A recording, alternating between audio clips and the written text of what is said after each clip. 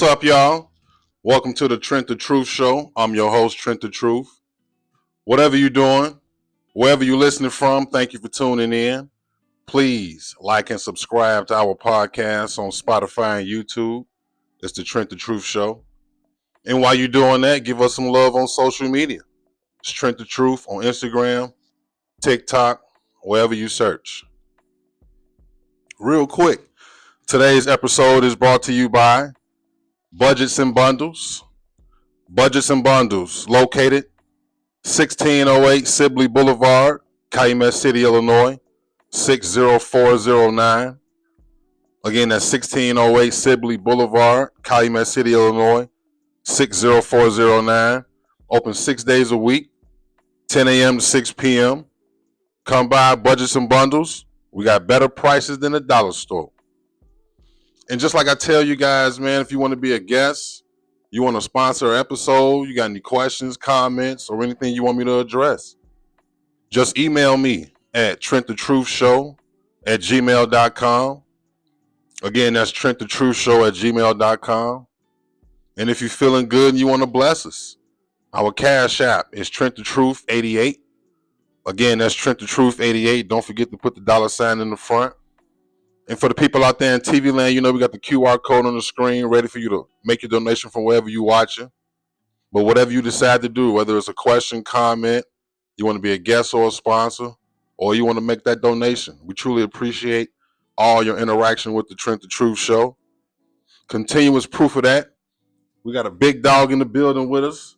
What up, my boy? Ryan Willis, man. What's going on, good, man? Bro? I'm good, man. How you feeling? I'm all good, man. Thanks for having me. I appreciate you, bro. Thanks for coming. Hey, you say pull up, I gotta pull up, bro. Yes, sir. It's all love, man. Yes, sir. I definitely appreciate that. Like I told you when I hit you up, I take the platform serious. Absolutely. Because I feel like you can go find the bullshit everywhere. Mm-hmm. So I be careful about what I'm doing. So I hit you up because I feel like 2026, this is a very important time to be on top of your game financially. And I don't see nobody kicking ass in the financial game the way you do. I appreciate that. With just the way you are doing things for yourself and the way you passing the game out, teaching and everything like that. I don't see nobody that I personally know doing it at the level you're doing. So I wanted to bring you on here and have you share some knowledge and just give some game and then just get into you, the person. Like, you know what I'm saying? Because I feel like, we be going. We going. Hey, Energizer Bunny. Hey, look. Yeah. You die, as they say, right? Right. Hey, ain't no finish line with this, though, bro. What you been up to? Man, just life, bro. Just taking 2026 and being very intentional. Okay. This year with everything that I do, where I'm channeling my energy, who I'm, aligning myself with, and just really trying to take this year by the horns and use this Q1 as momentum for the rest of the year. Right. So that's why I've been going hard. Like January, I've been going, people have been seeing the things that I've been doing. It's very intentional. You know what I'm saying? It's just the beginning, but I feel like how you start anything is how you finish. Fact. So if I kick the new year off hard, you're gonna finish hard. Even harder. You know what I'm saying? That's just my mentality when it comes to that.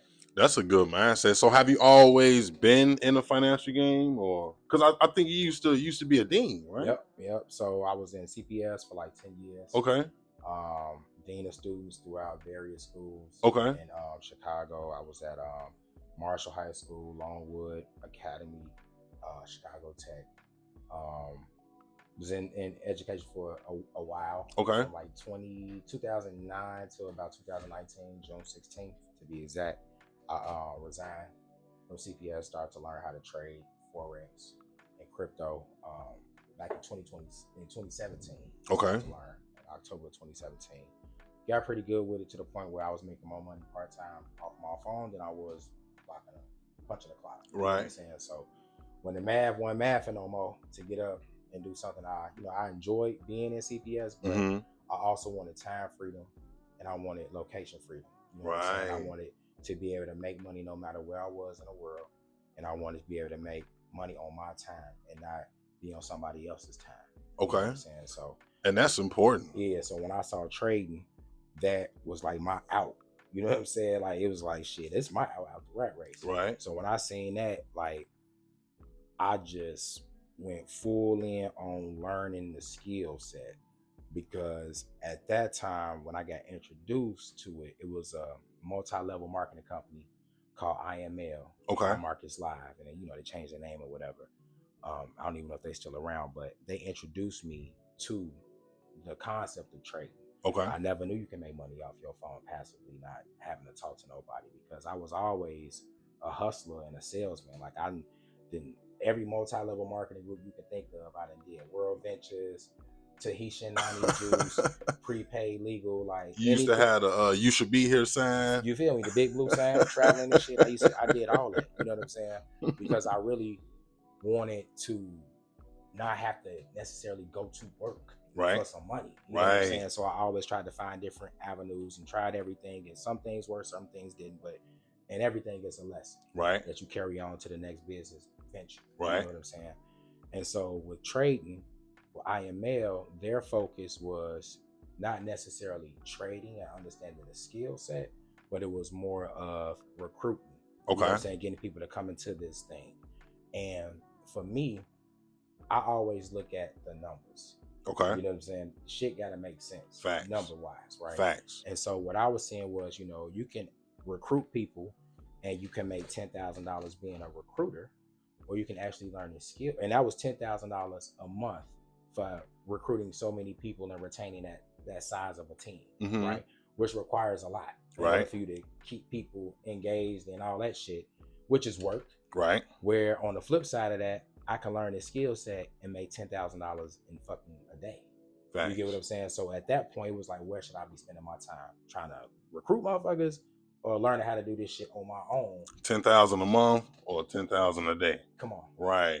So I started to focus on learning how to do the skill set. Okay. And so when I did that, again, I'm working at CPS. I'm a dean. I'm an administrator. So not only am I disciplining kids, but I have to go into classrooms and do classroom observations on teachers to get them feedback, to help them with their best practice in the classroom, how to de-escalate situations in a classroom. I'm still having parent conferences. Right. I'm still doing paperwork for suspensions. I still got to do paperwork for expulsion hearings. I still got after school activities that I got to monitor. So I had all this going on. And by the time I got home, my day started at 7 a.m. By the time I got home, it's about 6 p.m. I still got stuff that I'm bringing home from CPS to do. Right. By the time I eat, wind down, it's 10 o'clock. So from like 10 p.m. to about 2 a.m. for 2 years straight, bro, all I did was study. Okay. The markets and the charts and watching videos, and along with, you know, flying to different cities and finding mentors and investing a lot of money into this skill. Okay. So I can be where I am today. You know what I'm saying? So a lot of people see my success with trading and the world we live in, and it's all optics. So Thanks. People see, you know, my traveling, they see the business that I'm invested in, they see the boards I'm you know, aligning myself with and joining. And for a person who don't know me, they think it's instant success. But the people who've been around me know that this has been a journey. A real journey. You know what I'm saying? Like, I've been grinding for this shit. Right. You know what I'm saying? This ain't nothing that just happened a year ago. You know what I'm saying? This is 7-8 years in the making. Of being consistent, one, being patient, and then most importantly, being disciplined with understanding finances and how money works. Did this have anything to do with the way money was for you growing up? Like, was y'all good growing up? Absolutely. Or? Everything that I do got everything to do with how I grew up, bro. You know what I'm saying? I'm not going to sit here and say like I had a horrible childhood, because I didn't. You know what I'm saying? I had an excellent mom. Okay. So my mom was a single mother for a while. You know, her and my father broke up when I was younger. They never married. They split when I was like 7 years old. Okay. And so at that time we were staying 319 East 130th Street, Concordia Park at the time. That's right by the garden. Right there on the corner. The Brown Building. Yeah. You know what I'm saying? So that's where I grew up. And so you know, when my father and my mother broke up, you know, my father was an addict at the time, you know what I'm saying? And that was the reason why my mother and father broke up, you know what I'm saying? And I never forget, you know what I'm saying, just when my mom was single before she met my stepfather, just the struggles that my mom was going through. You know what I'm saying? Money-wise, and, you know what I'm saying, us going to Rosebud Farm right there by the goddamn tracks. You know right what I'm there, saying? yeah. Spending food stamps and shit like that.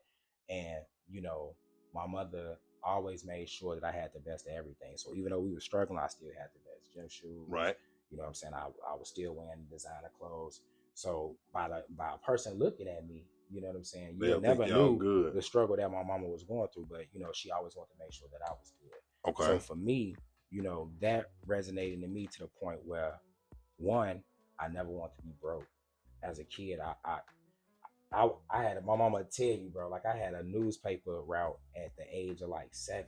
You know what I'm saying? And my mama used to take me to go get the newspapers. I used to have to wrap them on. This was a newspaper called The Shopper back in the day. In the suburbs, they had this newspaper called The Shopper. When you would have to put the actual newspaper on people's door handles. You couldn't just throw it on the porch. You had to put it on their door handles. Well, it came with the bag. Yeah, it came with a little bag. No, it ain't come with a bag then. It was just you have to roll the paper up, rubber band it, and then they had it where you just slide the paper on the door handle, and then you know people gotta, of course, take the paper. You gotta see it, right? right? You know and so that's how they, you know, you had to do it. And you know that was my first job, bro, because I always wanted to have my own money, and 2, I always wanted to help my mama. How old was you then? At that time, I had to be about maybe like 8, 9 years old. Wow. Yeah, you know what I'm saying? Like about 8, 9 years old, just before, right after my mama met my stepfather. So okay. This was like 5th grade. So how was old? About 10. Like 10. Yeah. You know what I'm saying? So this was like maybe like 94 going into 95 type of situation. Yeah. So that to me what made me want to have money, bro. You know what I'm saying? And not struggle. You know what I'm saying? And be in survival mode. That's what's up. But then you were saying something about in your youth, your motivation to get money and all of that kind of ran you into a little bit of trouble. Yeah. So when I got to college, all while I was in high school, I was good. You know what I'm saying? I ain't even smoke weed. I sold weed in high school. You know what I'm saying? My mama didn't know that, but you know what I'm saying? I was selling weed while I was in Morgan Park, you know what I'm saying, in high school. And this was my senior year when I started selling weed. And you doing all this and you helping mom around the house, you chipping in? No, so at this time, my mama got a husband now, you know what I'm saying? She stepfather, he good. He was super strict, you know what I'm saying? At that time, that's a whole nother story for a whole nother day. But, you know, he and I, when he was alive, you know, he was a good man, you know what I'm saying? When I look back at it as an adult, you know what I'm saying? But as an adolescent male, you ain't my daddy. Nigga, who is you? You was one of them. Heads. You know what I'm saying? I was one of those. And plus, I was in the streets. He kind of sensed that my mama was naive, you know what I'm saying? But as a man, we know, you know what I'm saying? You know when a motherfucker moving around the streets because you can tell motherfuckers you talk. Can see it. All that, you know what I'm saying? Yeah. So like he knew, but my mama was naive about it. So, you know, he and I used to bump heads. And so my mama was good, you know what I'm saying? He took excellent care of my mama. You know? Okay. But for me, again, I wanted to have my own money. So I had a part-time job. The time I was going to school at Morgan Park High School, but I had a work study. Staying gang. You know what I'm saying? Staying gang. So I had a work study job working at Seaway National Bank. So I had that part-time job. And then, you know, I was working at Dusty's Southern Style Buffet. That's when they had the Harambe House. I remember that. 19th. I used to work there, you know what I'm saying? So I was working in those 2 places. And I was selling weed to like, you know, regular motherfuckers who worked at the bank with me. You know what I'm saying? Or motherfuckers who worked at Dusty's, who was busting tables and waitresses and shit like that. You know what I'm saying? So it was just like petty cash. You know what I'm saying? And then when I got to college, I went to DePaul for a ride. I always had good grades in school. Like school was something that wasn't hard to me. And when the shit wasn't challenging, as they say, idle mind wander, I got into bullshit because I wasn't challenged. You know what I'm saying? So like all I was in high school. So I went to Morgan Park, 7th, 8th grade program. Okay. Right, that's first. And then when I got to high school, I was in the IB program from like freshman to junior year. So my freshman and junior year, I'm in the class with the same 20 motherfuckers from freshman year to junior year. So senior year, I got more credits than I need to graduate. It's just certain electives that I got to get, you know what I'm saying, in order to officially graduate. So I had to take like economics, fucking freshman English, because I never took it because I was an IB, and African American history. Right. At work study. So I only had like 3 classes my senior. So I had a lot of time on my hands. You know what I'm saying? And so that's when I started selling weed. You know Right. what I'm saying? It's like shit, motherfuckers want it, shit. You know, and that was the business acumen in me then. Like, okay, people ask me if I got it. I ain't got it, but I know some motherfuckers who got it. Right. So why am I finna keep connecting y'all? And I could just middleman this shit and make some money out of it. Facts. And that's how it happened. That's how it started. And then when I went to college, I was at DePaul, and now it's a stark transition from coming from 124 from Princeton, right? Wild Hundreds, West Pullman, and then going to school in Lincoln Park, North Side. Oh yeah. So now when I went from Morgan Park High School, predominantly African American high school, as you know, South Side, right? And then I transition now to DePaul University, a private Catholic university, predominantly white. Right. So the majority of the people who went to school with me coming from Winnetka, Barrington, they coming from other states. You know what I'm saying? They coming from affluent areas, and white kids want coke. You know what I'm saying? This is the fuck what they was doing in high school. I ain't know shit about coke, but here go my man. Like, well, shit, motherfuckers want coke. I'm finna find it. I got you. I'm finna go outside. I know people who sell crack.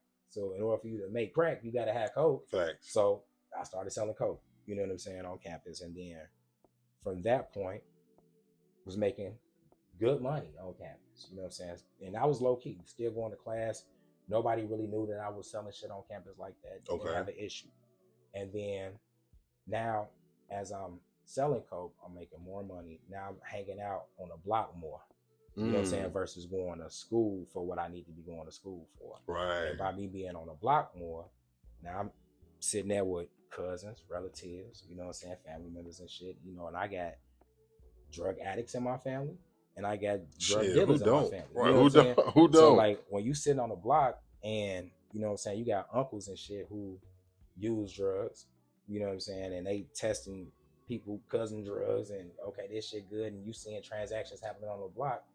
Like, well, shit, nigga, I need to be out here jamming right too. You think that's the next job for you. And it was the fact that too, the fact that I had older people that was in my family and they was okay with it made me seem like it was okay. You know what I'm saying? So it's like if my older cousin, I'm talking about, I'm shit in my early 20s, they in they 40s, 50s. You know what I'm saying? So if they stamping it, right, they could, right, then shit ain't nothing wrong. You think you're doing right? You know what I'm saying? And I know it's wrong, but I'm also going with it because shit, well, ain't nobody saying nothing about it. It is what it is. Right. Situation. And plus, you know I'm making money. And so from that, started selling crack in the hood, heroin, all type of shit. Ended up getting caught maybe like 2 years after I started doing shit in the hood. Got sloppy. You know what I'm saying? Got caught up, got jammed up. By the grace of God, I fought that case for like 2.5 years. Beat it. Didn't get convicted. Was able to, you know, go back to school, and the rest has been history. That point. So like for me, that was like my rock bottom. Right. You know what I'm saying? Like everybody been to the county, nigga. You know, like that county shit, bro. Like I ain't built for jail, G. You know what I'm saying? Like certain niggas be trying to act hard and shit. Like, bro, look, ain't nothing glorious about going to jail to me. A motherfucker telling me when to eat, sleep, drink, take a shit, piss, all that. Then you gotta look out for niggas and all that bullshit. Like, bro, that shit is a whole nother heightened sense of paranoia that I didn't want to experience. Facts. You know what I'm saying? So, you know, I made a promise to God, like, God, if you get me out of this situation, I'll never sell another motherfucking drug ever again. And I haven't. You know what I'm saying? And I've been standing on that word since then. And this was shit damn near 20 years ago, bro. That's what's up. I'm saying? So it's been a journey. And see, I'm glad you said that because people will look at you, they gonna see the suit, they gonna see the tie, they gonna see the success. Bro, I'm a regular guy from 124. And they not gonna know that shit. And people who gonna see your podcast gonna be like, I've been doing Ryan forever. This nigga's not lying. You know what I'm saying? Like, I remember when bro was out here jamming. So it'd be crazy when, you know, people who I grew up with who know me from a past life see me now, they like, man, bro, I'm proud as fuck of you, bro. Yeah. You know what I'm saying? Like, nigga, I know where you came. Like, nah, nigga, I know where you came from. Yeah. You know what I'm saying? So it's just like that be motivating me to keep going because I feel like if people could look at me knowing where I came from, people who really know me, you know what I'm saying, that give them hope. If they ain't got hope, it give them some type of hope to instill in their kids. Like, hey, bro came from the same place that we come from. Facts. I may not have did it, but if he can do it, you can do it. Facts. You know what I'm saying? Type shit. So I just feel like I just try to carry myself at a certain level where, you know, I want our people just to do better, bro. Because we can. You know what I'm saying? We just need examples. You know what I'm saying? And see, that's something I want to tell you. That's something that I appreciate about you, because with everything you got going on, like I just seen, you just joined like fucking 4 associates boards. Oh man, I got so much shit going on. Yeah, you got a lot of shit going on. You know, you got your trade classes, and then you trading yourself. You got to live your own personal life. Somebody that's able to live a life like that would automatically just turn into one of them honorary motherfuckers. And you an asshole. Can't nobody get to you? Can't nobody reach you? Like, I want to give you your props on staying who you are, like you're saying, being that. You know, and just being able to show people that wherever you come from, whatever the fuck background, whatever you do, because people will feel like because I made some financial mistakes, or because I fucked up and went to jail, then I can't get into this world, or right. Yeah, no, you proof that it happens. Yeah, I mean, you know, like we were saying earlier off camera, like who you were and who you are 2 different people. Yeah. You know what I'm saying? Just because you fucked up yesterday or today don't mean you can't become a different person tomorrow. You know what I'm saying?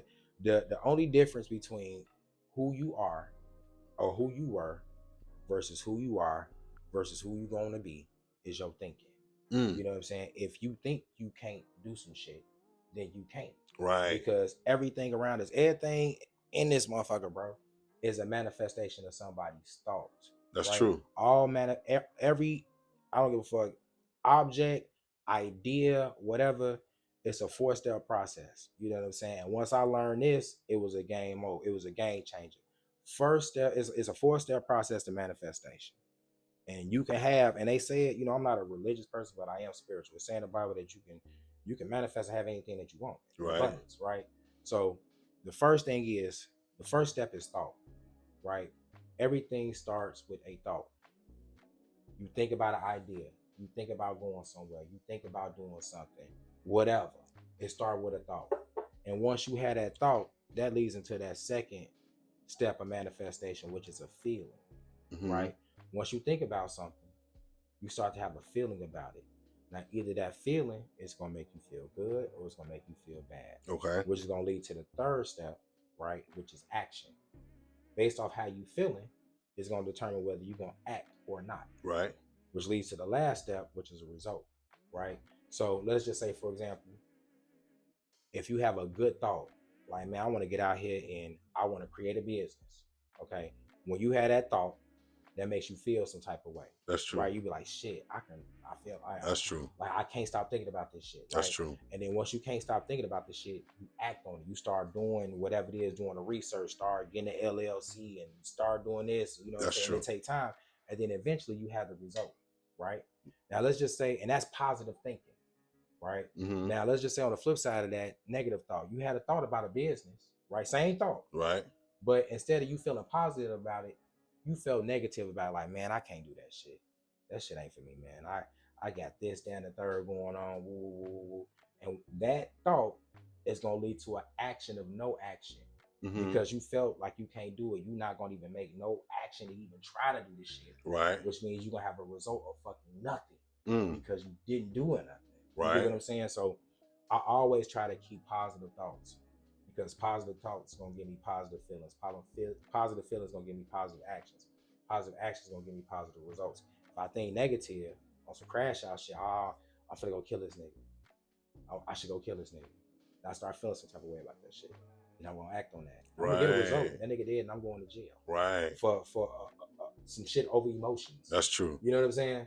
So I think a lot of times we don't understand the power of manifestation, bro. That's true. Because everything that we doing, your podcast is a manifestation of your thought. You thought about this shit. You felt some type of way, like, I can do it. Facts. You acted on it. Now you have results. And as you keep building that confidence, you're going to have more and more followers. You That's get what true. I'm saying? That's true. So it's all about how you feel, bro. That's true. Saying? What you thinking, how you feeling, how you act on it is going to be the result you're going to get. And I carry that in everything I do in life. You know what I'm saying? I look at everything, bro, from investing to friendships to how does this shit how do I think about you? Right. If I don't F with you, then if not feeling that way, like then I'm not going, and we're gonna have that result that we not doing nothing. Right. But if I think like, damn, I can make some money with this motherfucker, that's gonna make me feel like, well, shit. Let me get in contact with him. Facts. Action results. Now we making some bread. You get what I'm saying? So all of that is a 4-step process, no matter what it is. Somebody thought about how this glass was gonna look. Laptop, ring light. You know what I'm saying? That's true. It was a thought. You know what I'm saying? So if somebody can think that shit into existence, why can't you think your shit into existence? Facts. You gotta think the life that you want to have, because your reality is nothing but what you perceive it to be. You know what I'm saying? Like TBZ hit me every day. I say Grand Rise and Billionaires. It used to be Grand Rise and Millionaires 2 years ago. Now it's Grand Rise and Billionaires. Motherfuckers done touched the million. Now we need a billion. Right. Once we touch the B, now it's Grand Rise and Trillionaires. Facts. Once we touch the T, then it's gonna be the fucking Z. You feel me? Like, so Facts. You only rise to the level of your expectation, bro. If you don't expect shit from yourself, you're not gonna have nothing. I have high, and not to be on no arrogant shit, I just got high expectations for myself. That's true. You know what I'm saying? And so you should. Yeah, exactly. And it's like, when you do, then you gonna force yourself to rise to that shit, bro, because you ain't gonna quit until you get it. That's true. You know what I'm saying? Like, if we from Chicago, you know what I'm saying? Chicago motherfuckers ain't gonna quit until we get this shit. Do you feel like you got a set number in your head, like how much? Because they say enough ain't enough for niggas. Mm-hmm. Like what's your all right, I'm done. What's your retirement amount? Ain't one. You know what? I'm gonna say this, and this may go over a lot of people's head, right? But it ain't even. You gonna set a number, and once you hit that number, then the number gonna move. That's true. The finish line is always moving, right? So for me, it ain't no dollar amount, because you gonna set one, you're gonna achieve it, and then you're gonna set a new goal, right? Because that's just the human instinct of man and woman, right? So for me, it's about impact. I don't give a fuck about, at the end of the day, how much money I had, you know what I'm saying, how much money I made, because people gonna forget that shit, right, when you die. What I'm measuring is my impact. How many people can say that I impacted their lives positively? How many people can say that my life changed because I met bro? You know what I'm saying? And bro showed me this, he showed me that, he took time out to do this. That's the impact of legacy. Right. It ain't money. You know what I'm saying? Because you can have all the money in the world and motherfucker forget you. That's true. You know what I'm saying? Like, Gandhi was not a rich man, but people remember him because of his impact. Martin Luther King wasn't a rich person, but people remember because of his impact. Then you do have people who were rich. Look at Nero, who was an emperor of Rome, but nobody knows him like that. You know what I'm saying? And he was rich as fuck, but his impact was minimal, so the shit don't even matter. People don't even ride. They don't care to know. You get what I'm saying? So at the end of the day, it ain't no monetary amount. Shit, do I want to die rich? Hell yeah, because I was born broke. You know what I'm saying? I wasn't born. I ain't gonna say I was born broke, but shit, you know what I'm saying? I wasn't born through no wealthy family. So do I want to be able to leave something? Absolutely. Yeah. You know what I'm saying? But I think the biggest thing that I do want to leave is an impact. And one thing that you are fucking doing with the impact is something that I super duper respect. Is something that you and the TBZ, shouts to TBZ Trade Bangers, the grocery giveaway. Oh, for sure. For sure. Man, I saw y'all doing that, and bro, that's big. That's big. Talk about that. So the grocery giveaway wasn't even my idea. Okay. You know what I'm saying? It was one of my members, Tatiana Gray. Shout out Tati, 3T's Creation. You know, I gotta definitely shout sis out, because she really is the one who spearheads that. I just get behind it, promote it. You know what I'm saying? Just being shouts to Miss Tati. You know what I'm saying? Being completely honest, but she brought it to us like, hey, this happened maybe. Y'all been doing this shit. We in 2026. Pre-pandemic. 2021, after the pandemic. Okay. So as soon as we came out of the pandemic in 2021, that first Thanksgiving was the first food grocery giveaway that we did. And we did it 73rd and Halsted. 7227 South Halsted. And that lot belongs to one of our members, right? So she like, hey, you know, I got a lot of Inglewood. Y'all want to get some food away? Y'all can do it in my lot. Okay, cool. And so we did it that one time with the intentions of just doing it that one time. Right. But when we did it, we seen the need that was prevalent in Inglewood. Like we wasn't expecting that type of turnout. You know what I'm saying? And so when we did, it was like, damn, y'all want to do this shit again next month? And it was like, well, yeah, let's fuck it. Let's do it again next month. Next one we did it, same type of turnout. Right. It was like, damn, y'all want to do it again? Yeah, let's do it again. And then, you know, shit, now here we are. Now it's a routine. It's a routine. Yeah. And now it's because, you know, we've set a level of consistency where people know they can pull up every third Saturday of the month at 3 p.m.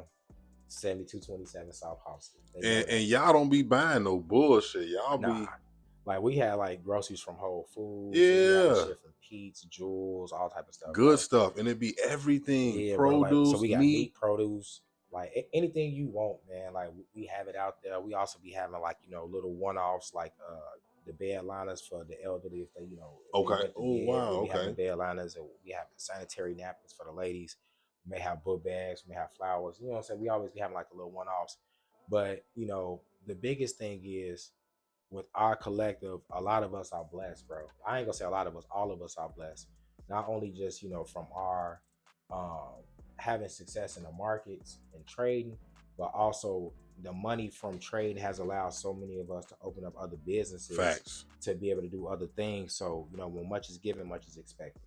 And so, you know, I'm a big believer in always tithing. So anytime any money, and you know, TBZ will tell you this because I'm very transparent with my collective. I show them. I'm big on setting an example. I can't tell you to do something if I'm not being the example. So I gotta show you this is what I'm doing. So right. You know it ain't no. I'm not just talking, you know, outside of my neck. Right. And so, you know, anytime any money touches my account, the first thing I do is tithe 10%. Right. And again, like I said, I'm not a religious person. I'm very spiritual. You know what I'm saying? And I understand that tithing is not necessarily given to a church or you know, any religious institution. It's given to an organization or a person that's giving back. You know what I'm saying? That's in need. And also giving back because money is spiritual, right? You can't receive nothing with a closed hand. That's true. What I always tell my members. Like, you know, if I got, let's just say, whatever, got this money in my hand and I keep my fist closed. I ain't got no money to give. I ain't got no money to give. I ain't got no money to give. In order for you to give, you got to open up your hand, take and grab this money out of my hand, bro. Right. So now, what does this leave my hand? It leaves my hand open to receive anything. Fact. So you may have I may have gave 5, but now I have my hand open to receive 10, 50, 100, $1,000. Fact. But if my hand's still like this, can't nothing get in there. Ain't nothing. Bro. Exactly. You know what I'm saying? So when I give and I tithe, I understand that, you know, I tithe to Hope Chicago, which is a scholarship program, right? I tithe to Chicago Children's Museum. I tithe to UCAN. I tithe to Youth Guidance. I tithe to all these organizations, right? Because I understand that those organizations are non-for-profit. Right. They can't function without someone giving, right? And the services that they provide are helping the next generation. You get what I'm saying? That's doing God's work. God ain't no mysterious spook in the sky just whisking his fingers around. He works through people, right? So he blesses you with money to be able to bless his people and build his kingdom. Exactly. You know what I'm saying? And that's regardless if you're Muslim, Christian, Jewish, whatever, Buddha, whoever you believe in, that's just a universal principle. You know what I'm saying? In order for things to happen out here, in this world, it takes money. Facts. You know what I'm saying? I tell people that. So my biggest thing is, you know, I think, you know, God has been blessing me because I'm a good steward of money. Not only when it comes to investing, but making sure that the money that he gives me, that I'm sending 10% back out and making sure that it's an impact on other people. The other 10% I invest and the other 10% I save. Right? Okay. And saving looks, some people think when I say save, I mean like putting money into a savings account or a CD or some shit like that. No, I'm talking about saving by means of buying an ounce of gold or buying ounces of silver, something that's going to appreciate in value. Right? Me just putting it into a savings account, getting 1%, or a CD getting 3% for a 1 to 5, 10-year term ain't no real money. No. When, you know, I told TBZ in February of last year, buy silver. Silver was $25 an ounce. Silver hit an all-time high this year of $120 some an ounce, bro. You know what I'm saying? So people 5 times their money by actually holding the physical silver coin. You get what I'm saying? And that's by understanding the charts, understanding market cycles, understanding what's going on in the economy as far as silver being needed for, like, electric vehicles and solar panels and defense weapons, AI chips. All of that requires silver. So as those spaces start to expand, the demand for those materials are going to increase. Whenever you have a high demand and a low supply, that means the price goes up. Right. Simple economics. So this is how I position myself, by understanding the market and where market cycles are going. You get what I'm saying? So that's pretty good, man. That's pretty good, because it's all about positioning yourself. Like I said, it's 2026.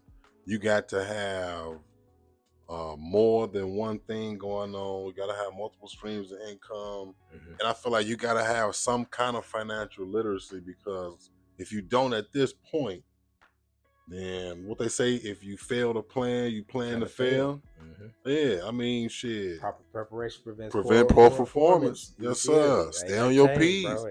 Because I feel like it's a rat race. Like, you know what I'm saying? Everybody trying to make it. Everybody trying to get rich. Like, you know what I'm saying? Like, shit. But it's all about smart methods. It's all about making sure you increase your chances in a realistic way. You got some people that think, the one thing I'm doing is going to make me a multimillionaire. Sometimes it happens that way.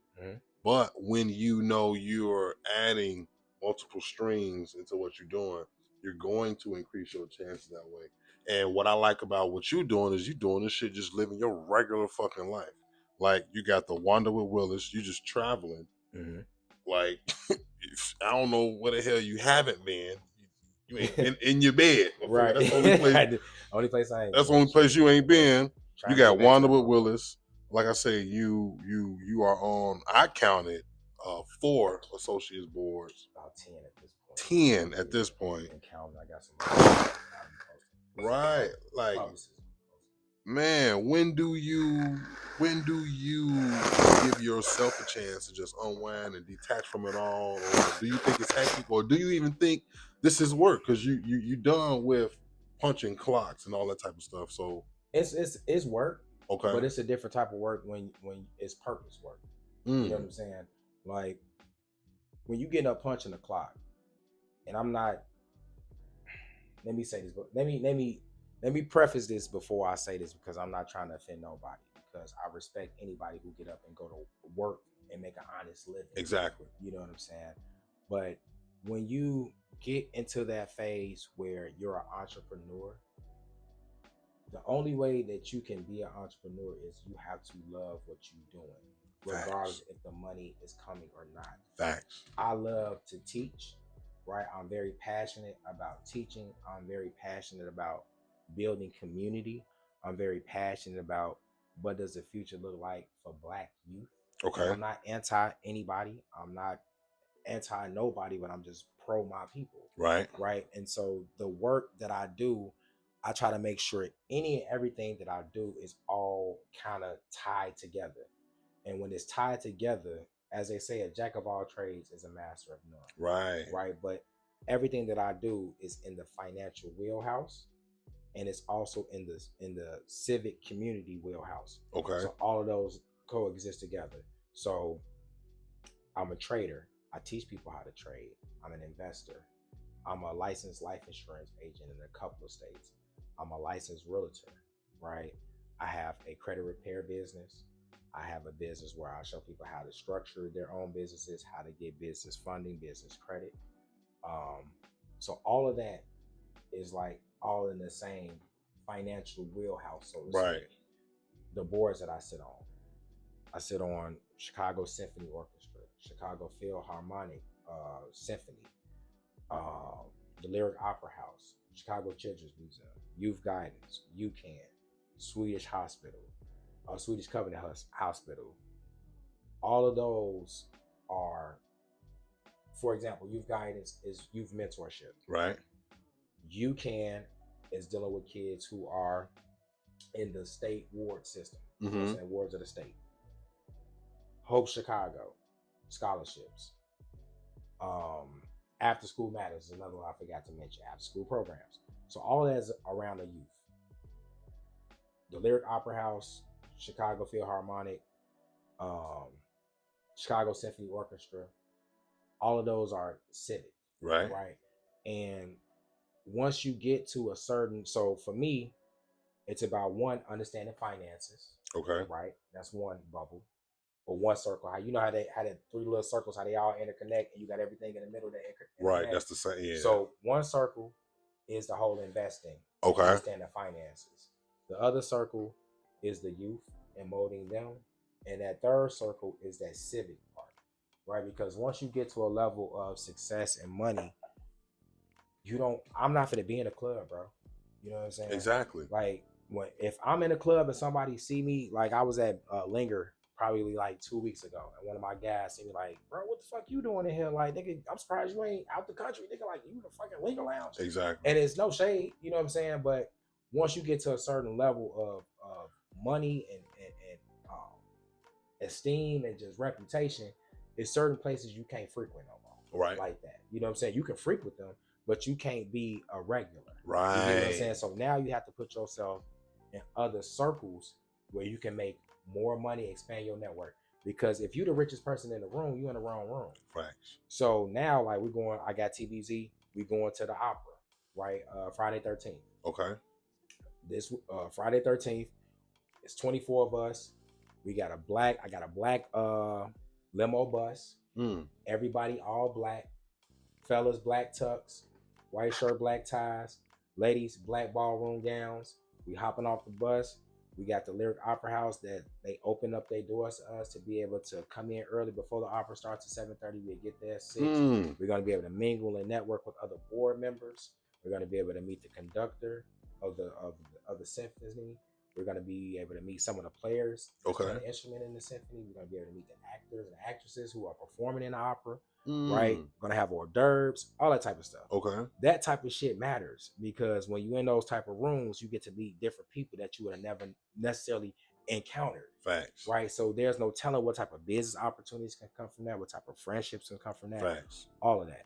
You know, so with TBZ, I'm being very intentional on making sure that not only are we doing social events where we can go to the lounge and club and kick it in and do all that shit, but we also need to be in those rooms where we can make real business connections. And it's not always about kicking it. So I think, our people, we just want to, and I ain't gonna say we just want to, let me not generalize all black folks, but in our culture, it has been pushed upon us to be in the club and party and all that type of shit. And I get it, I did it, so I can't knock nobody. But once you I'm 41, bro. Once you hit a certain age, it's like this shit don't excite me no more. I'm gonna be 38 tomorrow. You know what I'm saying? Yeah. So it's just like, happy birthday. Thank you. So that shit don't excite me being in the club, throwing around money, spending $1,000 for a section when I could have spent that same $1,000 and invested that. And that $1,000 is going to bring me a return. Facts. Versus $1,000 I just spent on the section. It gave me a good time. The ladies are probably looking at me like I'm a baller and all that shit.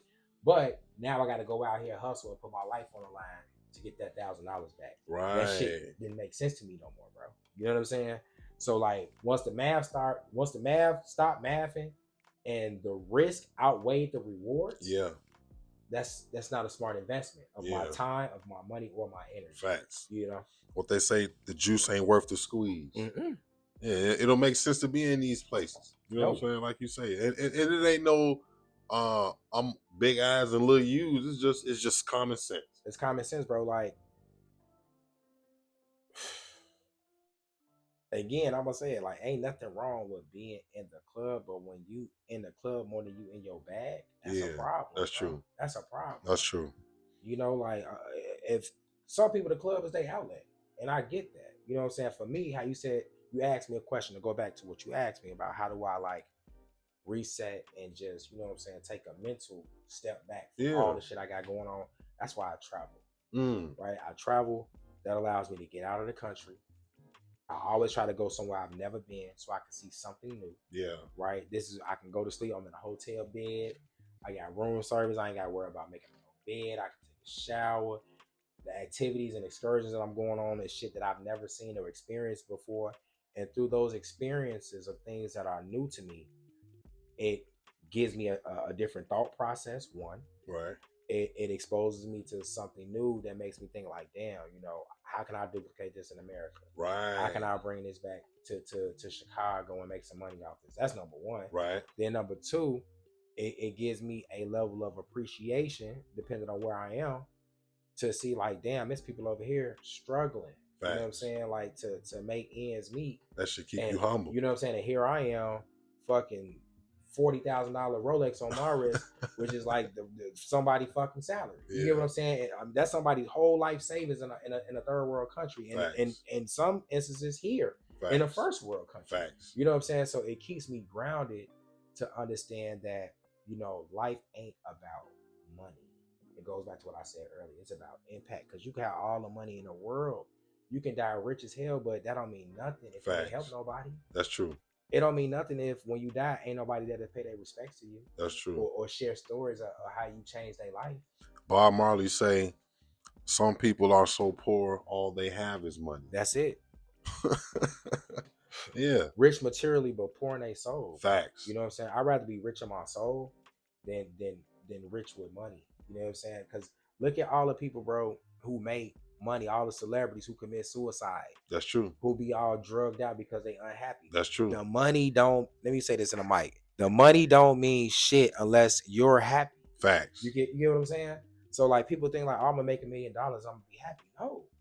You could have $1 million and you still fucking unhappy. Yes. You can have $1 billion, but you still unhappy. Why? Yes. Because you live an unpurposeful life. Facts. You gotta find out what is your purpose. You know what I'm saying? And that's why I asked you if it was like a set amount of money, because we know numbers don't end, and you know what I'm saying, people can get caught up in that whole life. But you sounding like shit at 1 million, at 10 million, at 100 million, you finna get the same right. Facts. And that's good to know. Money ain't gonna change me, bro. So let me tell you this. They say it don't. They say it just reveals who you really are. Money does one or two things. It's either going to, if you were an asshole before money's gonna make you more of an asshole. Facts. If you were a giving person, money is gonna make you more of a giver. Facts. You know what I'm saying? And so money only corrupt. And see, I want to make sure I say this right. People say money is the root of all evil. I beg to differ that, y'all. Money is a root, not the root. Money is a root if people allow money to corrupt them. Facts. You know, and people who allow money to corrupt them do so because they don't understand money is in abundance. You know what I'm saying? This shit is all around you, you know? And like, this is a whole other conversation. Like I was having with TBZ, and I asked them like, hey, if you needed to make $10,000 right now, what would you do? Mm-hmm. Now, the average person who goes to work 9 to 5, works a traditional job, what's gonna be their natural response, bro? Rob a motherfucker. Either that or rob a motherfucker, or be like, you know, I'm gonna try to work more hours or whatever. Let's just say you need $10,000 in 6 months. Okay. You need $10,000 in 6 months. Yeah, I'm gonna save some money. I'm gonna cut back on something. I'm gonna work extra hours. I'm trying to get a part-time job. Right. So, which is cool, right? But what does that mean? That means you gotta give more of your energy. That's true. Right. And so when I look at wealth and I look at money, it's levels to this shit, right? And that first level that you got when it comes to money, and I'm gonna keep it in terms that, you know, your everybody can understand. Facts. That first level of money is like skilled workers. So let's talk about, I'm talking about like if you're an electrician, a barber, anybody that requires you to get a license, right, in order to say that you can do this shit. Right.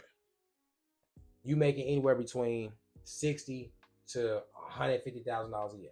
You know what I'm saying? On average, in that field of that category. You know what I'm saying?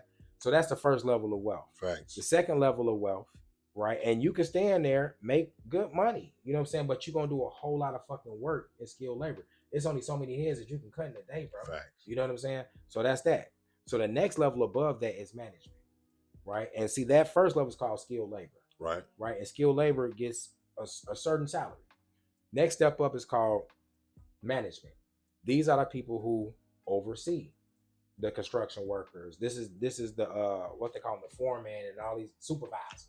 Right. They making anywhere between, let's just say, 80,000 to 200,000.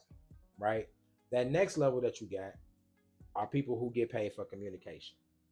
Communication people are realtors, car salesmen, people who they don't work necessarily physical labor. They not supervising nobody. All they doing is talking, being a middleman between a product and a service. Right. So they can make anywhere between 150 to shit. Let's just say a half a ticket. Right. You know what I'm saying? Boom. At the top of that food chain, you have what are called creators. Right. And creators are people who create businesses. You could be a person who create digital products. You could be a person who create anything. Mm-hmm. So I'm gonna use me as an example. I'm a digital creator. I create ebooks. Okay. So if I need $10,000, I'm gonna create an ebook, right? I'm gonna sell that ebook for $10, and I'm gonna try to sell motherfucking 1,000 copies of this ebook. And once I do, I got $10,000. Right. But what do I still have though, bro? What can I do? I still got the book. So the whole purpose of me creating this book was the whole conversation. How can you get $10,000 in 6 months? I'm gonna make an ebook, sell $1,000. Sell 1,000 copies at $10,000 at $10 a copy, and make $10,000. Mm-hmm. But once I reach that quota, I still have the book that I can keep selling and keep making 10 and 10 and 10 and 10. And guess what I can do? I can create another book that's gonna create another revenue stream of income for another 10 that has nothing to do with this book. That's true. Completely different content. So if I make 100 books and I sell these for $10, and I at least sell just 1,000 copies, and I got fucking 10,000 people that follow me on Facebook. Come on, bro, do the math. That's true. You know what I'm saying? So ain't no reason I say all that. Because I definitely bought one of the ebooks. Yeah. Yeah. And even if all you do is buy one, I get $10 out of one person. And then it's 100 books for you to buy. You get what I'm saying? So Facts. 10 out of 10,000 people is cool. You get what I'm saying? That's true. And as one person read the book, they may like it, they may not. But if they do like it, they may be looking for the next book. That's true. They may go to the website and try to find some other books. You know what I'm saying? But I say all that to say, in this day and age, it ain't no reason for nobody to be broke, bro. Facts. Ain't no fucking reason. The only reason you broke is you broke in your mind. Right. You don't want to do nothing. You think that you think you can't. You feel you can't. You act like you can't, and therefore you don't have shit. Right. You ain't trying, and then you hating on the motherfuckers that's doing it. Come on, man. So I had a conversation. I had a conversation with somebody about just capitalizing off everything you're doing, and with capitalism, the curse of capitalism.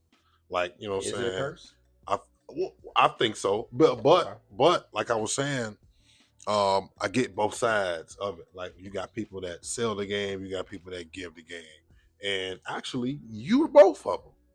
Some things you gonna give away. Mm-hmm. Some things like, all right, look, motherfucker. You're gonna pay. You're gonna pay. Absolutely. Right. So how do you determine, like, you know what I'm saying, what information, and then how did you get to that point? Because I know you was at a point, I can save this for myself. I know you was at a point where you wasn't charging.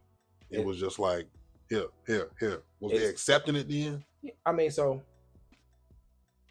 first off, there's a difference between black folks and niggas. That's the answer to the question. I wrote a book about it. Go get my book, shameless plug. Black Folks, Niggas, and Flies. You can find it on wanderwithwillis.com. I talk about this, right? There's a difference between black folks and niggas.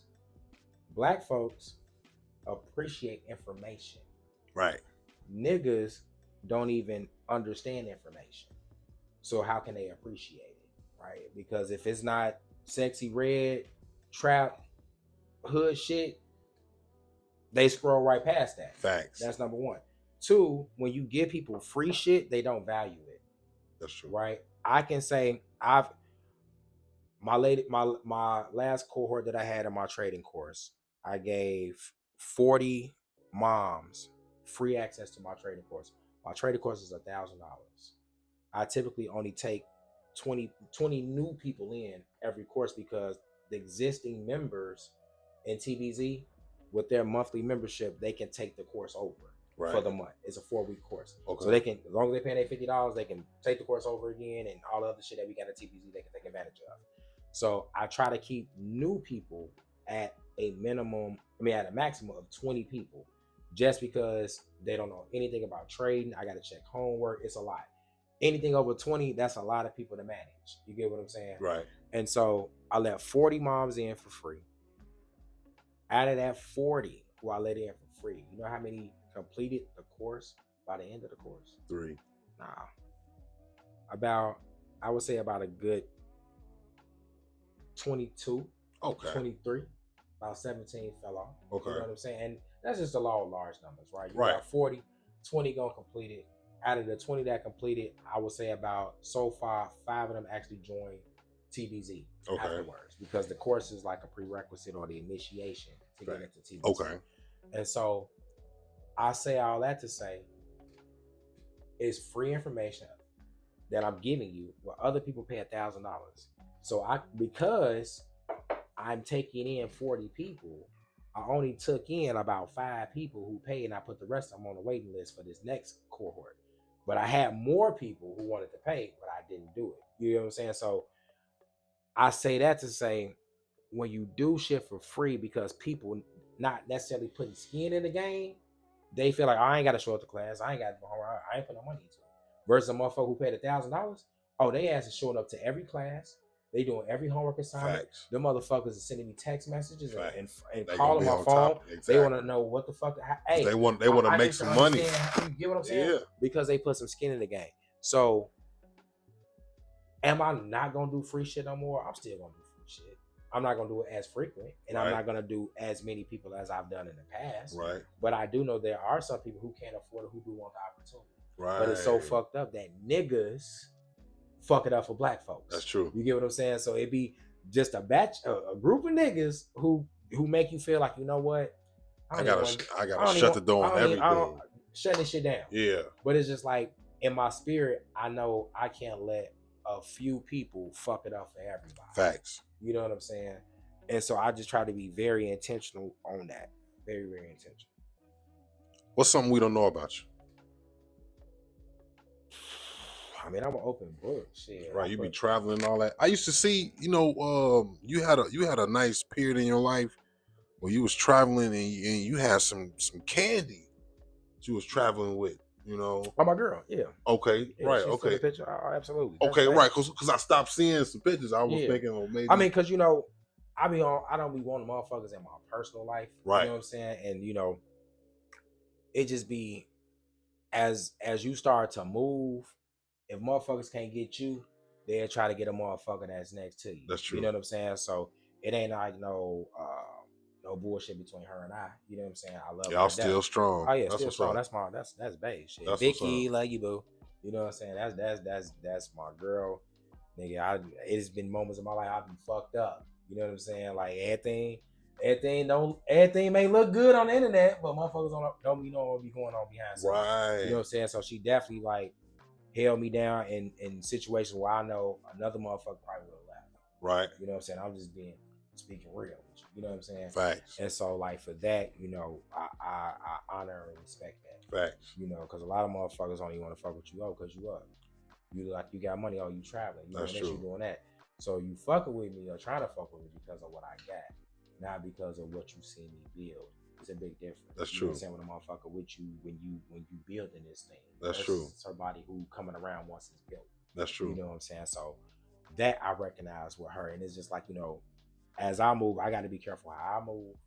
Shit, nigga, I don't go live like that like I used to. You know what I'm saying? Like it's just certain shit. This Chicago, bro. That's true. You know what I'm saying? And motherfuckers be on bullshit over some shit you did 15 years ago that you forgot about, but now you here and it's like, man, I hate this motherfucker.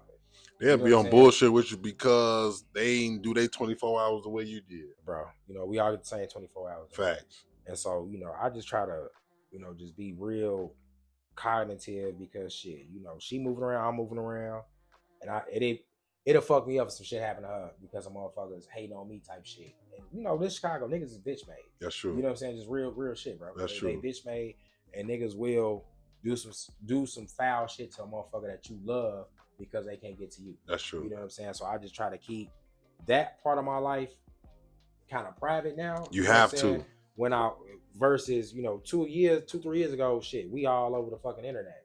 It's like now, we just got featured. Matter of fact, for in Chicago News Weekly and shit, we got featured in a travel edition on the cover. Okay. You know what I'm saying? So I just try to, just protect her, protect me. You know what I'm saying? And just move. You got to move different. That's true. You know what I'm saying? Like I can't move how I used to move 2 years ago. That's true. I ain't got the same type of money I had 2 years ago. That's true. 3 years ago. You know what I'm saying? So you got to move different. And then you said through the travel is how you able to cope, and that's how you able to get your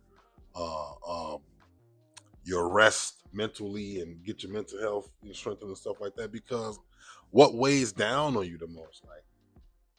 Because when you was explaining to me how you had to get out here at 8, you know what I'm saying? Mm-hmm. Like the pressure of just having to take all that weight on, and then once mom's got right, you still just felt like, look, I gotta get this money. You always was in drive, like. I feel like I'm a leader. Okay. You know what I'm saying? And I know, just like with my collective with TBZ, I'm the leader of the collective. The troops is gonna march according to my pace. If I slow down, they gonna slow down. Right. If I speed up, they gonna speed up. So I know that my life ain't about me. And that shit may sound crazy when I say that shit to people. No, I know exactly what you mean. But it's like, this is just an earthly experience, bro. You know what I'm saying? This shit is a flesh suit. This shit ain't Facts. real. You know what I'm saying? Like, what's real is the spirit that's inside of this shit, that once this body is done, you know what I'm saying, and goes on to whatever the next realm is. You know what I'm saying? So for me, I can't get tired, bro, because I understand my purpose and my mission here. Okay. And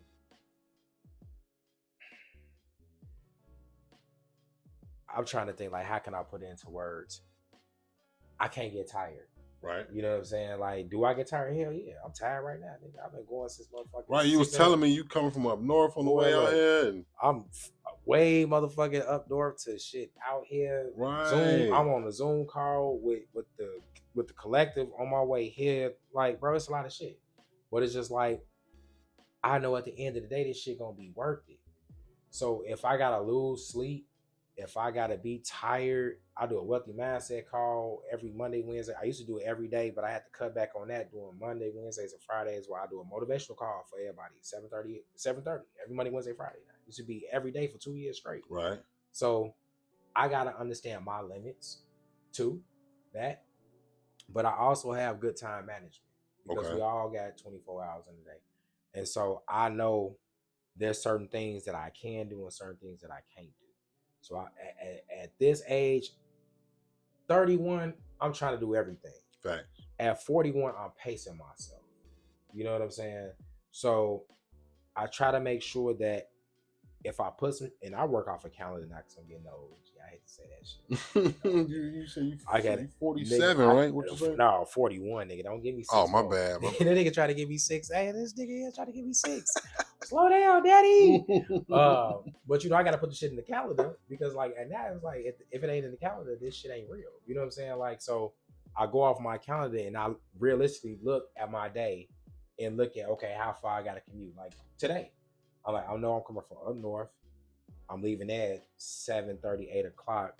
It's gonna take me about 45 minutes to an hour, depending on traffic and if I stop and get something to eat type shit. So, at this age, I'm factoring all of that and being very intentional with my time. So even with the board seats, all that, very strategic on the boards that I'm sitting on.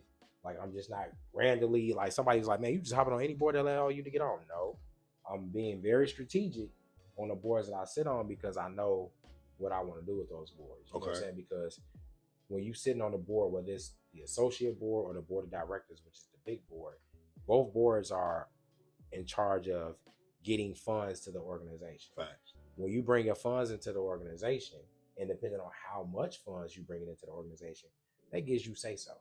You know what I'm saying? That gives you power. That gives you power to be like, prime example, Chicago Children's Museum. I had a couple of people in my collective who deal with children with autism and other, disabilities. Okay. And when I joined that board, made the announcement on social media, And a couple of my members like, hey, can you talk to them about having programming for kids with autism and disability impairment? Because we bring the kids there, and the ones who have those type of ailments, they can't participate, so it makes the kids feel some type of way. And then kids with autism, you want low sensory rooms where they can just calm down and not be overly stimulated. Facts. And so I brought that to Chicago Children's Museum board at one of our board meetings. Okay. And they took that into consideration. And then about a week and a half later, they sent me a flyer. Just happened this past Sunday that we just had. They basically 500 families for free. We got autism or disability. Bring the kids. It's free from 10 to 12. So this is how we make the changes that we want to see. I'm not against people protesting and marching, but to me, that shit don't get nothing done. Right. You know all that marching and screaming and fuck that. Get on the board, control the money flow, have conversations with people at the table. And so now when they put it out, now the Children's Museum is looking like they're being inclusive versus niggas coming out protesting, and then it's like we reacted to you niggas protesting. So optics wise, it looks good for both parties involved. Right. You get what I'm saying? So once I understood that boards is how we change things, the money flow goes back to the finances. In order to sit on the board, there's a get commitment that you got to do.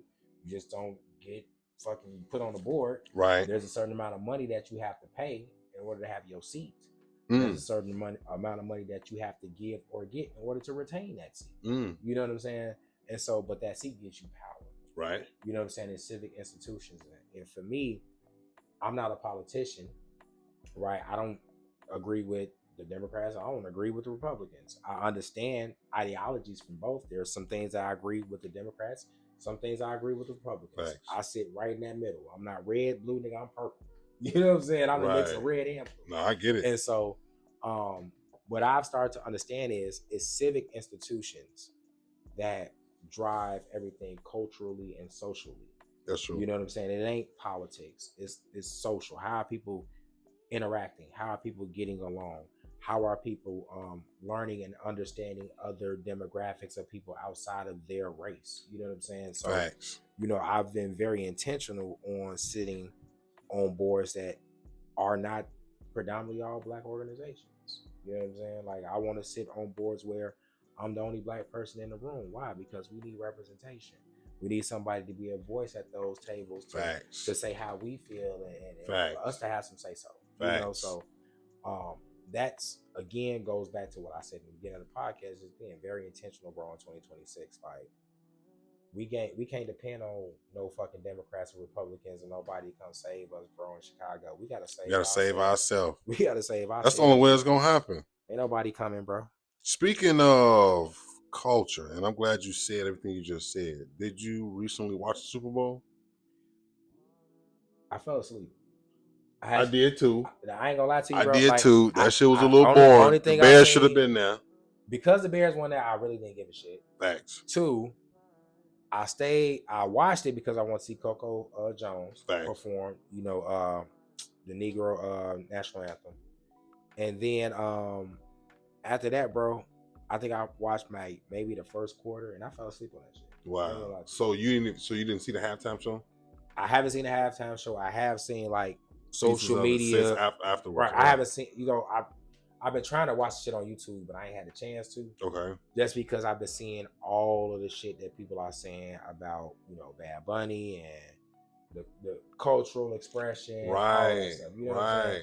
But ask your question. With everything that you just said, I kind of got the answer already, but how important is diversity? How important is being able to have your own cultural voice, being able to speak up for your own people? Like you say, I want to be the only Black in the room. Mm-hmm.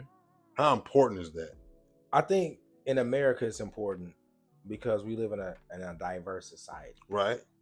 Even though we may be, you African American, you Puerto Rican American, you white or Jewish, whatever the case may be. We, especially in Chicago, we live in these silos. Mexicans got their neighborhood. Black folks got their neighborhood. Everybody got their own. Chicago's probably the most segregated city in the world still today. Yeah. Right. And that's culturally for a reason. And I think Chicago, along with the rest of the world, we have to understand that the world is not all black.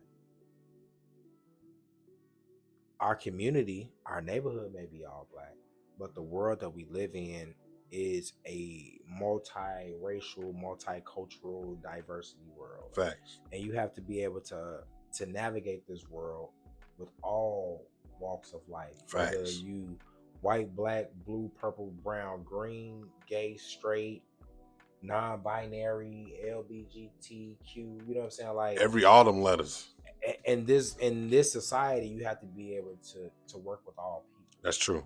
You know, and I think that started with me when I went to DePaul. Like I had the opportunity to go to Morehouse and FAM and HBCUs, but I didn't want to go there because I went to all black high school. You know what I'm saying? Predominantly all black high school. So I wanted to see what it's like to go to school with white people because this is the world that we live in. That's true. I'm not going to be in a world where all I'm dealing with is white people. And if that's the world that I'm going to live in, I'm limiting myself because the world is bigger than just us. Facts. Right? And so even with this board, sitting on multiple boards has allowed me to meet people from different ethnicities. Black, white, Asian, Latino, Arabic, you know what I'm saying? All types of nationalities.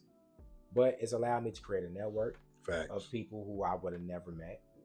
Some of them now they want to learn how to trade, right? And so which is now made me change the lens on how I've been doing things, right? Because Trade Bangers has been a predominantly black trading group. Now TBZ, Trade Bangers is transitioning from Trade Bangers Trading Group to TBZ, Financial Social Club, which is inclusive to everybody. Not to say that TBZ wasn't, but now as I'm evolving and I'm coming across different people, what am I noticing? You got Asian, Latino, and white folks who don't know how to invest. That's true. Who don't have financial literacy. And we think because they Asian, Latino, white, that they got it right. They know what they're doing. They struggling just like us. Facts. You know what I'm saying? So now it's not a matter of race, it's a matter of class. You get what I'm saying? So like middle class and poor class people coming together, understanding how these financial systems work that the upper class wealthy have been profiting from for centuries and generations. You know what I'm saying? So now with technology, there's a level playing field. And I know people may not think that, right? But because you got access to this little square device that you can get on and use Chat GPT or use Google, the only difference between someone who has success with this device and someone who doesn't have success with this device is what they do with the device. Yeah. Black folks, and this is some funny shit, right? And I talked about this on social media. Niggas is using, let me not call y'all niggas. Black folks and niggas. Facts. Both getting on ChatGPT and doing the ugly little garbage pail kid shit, right? That's what everybody putting the prompt in to get the picture. Make me a caricature of what I do, and I'm gonna show you this based off what I do. And I don't want you to say nothing, but just look at this. This is how much I made this month. Okay. Off of understanding Chat GPT and creating digital products, bro, to run up a bag. You gotta get behind what's really happening. You gotta understand the technology. Yeah. So instead of us fucking making memes and little Cabbage Patch Kids and shit, you can be running up a bag off the same fucking technology. Facts. So here's the thing. This is what white folks is doing with that technology. And meanwhile, niggas and black folks is doing this with the technology. We on TikTok, right, doing I fuck you well. All that shit. Yeah. They using TikTok to run up a bag. Facts. We on Facebook talking about Glorilla. I keep calling this girl TBZ. Right, because you think about Gorilla Zoe. Glorilla and her sister and all this other shit and any other distraction they throw in front of us on the social media instead of using the social media to monetize. Facts. We think monetizing is putting wild ass posts to get engagement, clickbait, Right. Rage bait or right. rage baiting or whatever the word is called. You know what I'm saying? Instead of using it for real biz. That's true. It's our mentality, bro. You know what I'm saying? Because I don't know how much time we got left. Oh man, we rolling. I talked about this on the radio the other day on WVON. The reason we doing all this goofy shit is because black folks don't understand money. Right. We don't understand money. There's 3 M's to money, bro. Right? First M of money is make money. Okay. Black folks, niggas, 2 different categories, right? And we know who black folks are. Right. And we know who the niggas are. Facts. Niggas come in all colors. Facts. So I don't want people to think when I say niggas, I'm degrading black folks. Niggas come as Mexicans, whites. Nigga is a mentality. Niggas is the behavior. Yeah. Nigga is a mentality and the behavior. Mentality, the behavior. How do you act? How do you conduct yourself? Facts. It don't matter the color. You a nigga if you act like you ain't got no goddamn sense. It's a lot of white niggas on it. It's a whole lot of white niggas. Yeah. Right? And so black folks know how to make money. Whether it's hustling. That's true. 9 to 5, car cracking. We're gonna figure it out. OnlyFans page. We're gonna figure it out. Fucking whatever. We're gonna figure it out. Make some money. But what we don't know how to do, and what we purposely have not been taught to do, is the second M of money, which is manage money. Right? We don't know how to manage our money. And so we have this notion in our community that we're gonna make that shit, spend that shit, get it right back. But as an educator, I look at that word spend. What's the root word of spend, bro? The root word of spend? Mm-hmm. Spend. The root word of spend is what? End. End. So if you keep spending your money, eventually that shit gonna come to an end. It's gonna end. Which means you can't do the third M of money, which is multiplying your money. Which is taking the money that you've made, that you've managed properly, and then putting that into an investment vehicle where you can multiply the money. So now the money is working for you, so you're no longer working for it. Now, here's a caveat to all this shit. We've seen the 3 M's of money being implemented in our communities every motherfucking day. With all other races and their businesses. And here's the deal, right? When we think about all the other races, and I'm talking about in particular in our community, the Asians, and I'm not talking about just Chinese and Vietnamese. I'm talking about Koreans. I'm talking about Pakistani, Arabs, Hindus, all of them. All of the people who come from the continent of Asia, they come to America to do the first M of money, which is make money, right? And they make money by way of working for a family member or friend in a business. That's true. Or they go to school and get an education. That's true. And then once they start to make money, they manage their money properly. They don't do nigga shit because you have black folks who do nigga shit. That's true. We'll get money, and the first thing we want to do is go buy shit, buy jewelry, buy cars, buy clothes to make it seem like we got money for the image. But they don't do that. They put it back into the company. What they'll do before they even start a company, right? They making money, saving their money, managing it, right? And they may be 4 or 5 of them in a fucking 2-bedroom apartment, and they'll stay together for 3 years, making money and managing their money, saving it properly. They don't go buy Gucci or Louis or fucking 2026 Benz or no shit like that. They manage their money properly. They save it. And then what do? They come collectively as a group and multiply their money by pooling their money together, and they open up a business. And what the fuck they open up those businesses, bro? In our neighborhood. And why? Because all niggas know how to do is spend. And so when you look at our community, I've been to 37 countries, bro. I've been to every continent except Antarctica. Okay. I'm going there next year or this year. Right, motherfuckers think I'm crazy, but I'm gonna touch all 7 fucking continents. I'm going. God created them. Yes, sir. I'm going. And so when you look at our community, only in the black community do you see signs and windows that say black owned business. Why? Because we don't own shit in our neighborhood.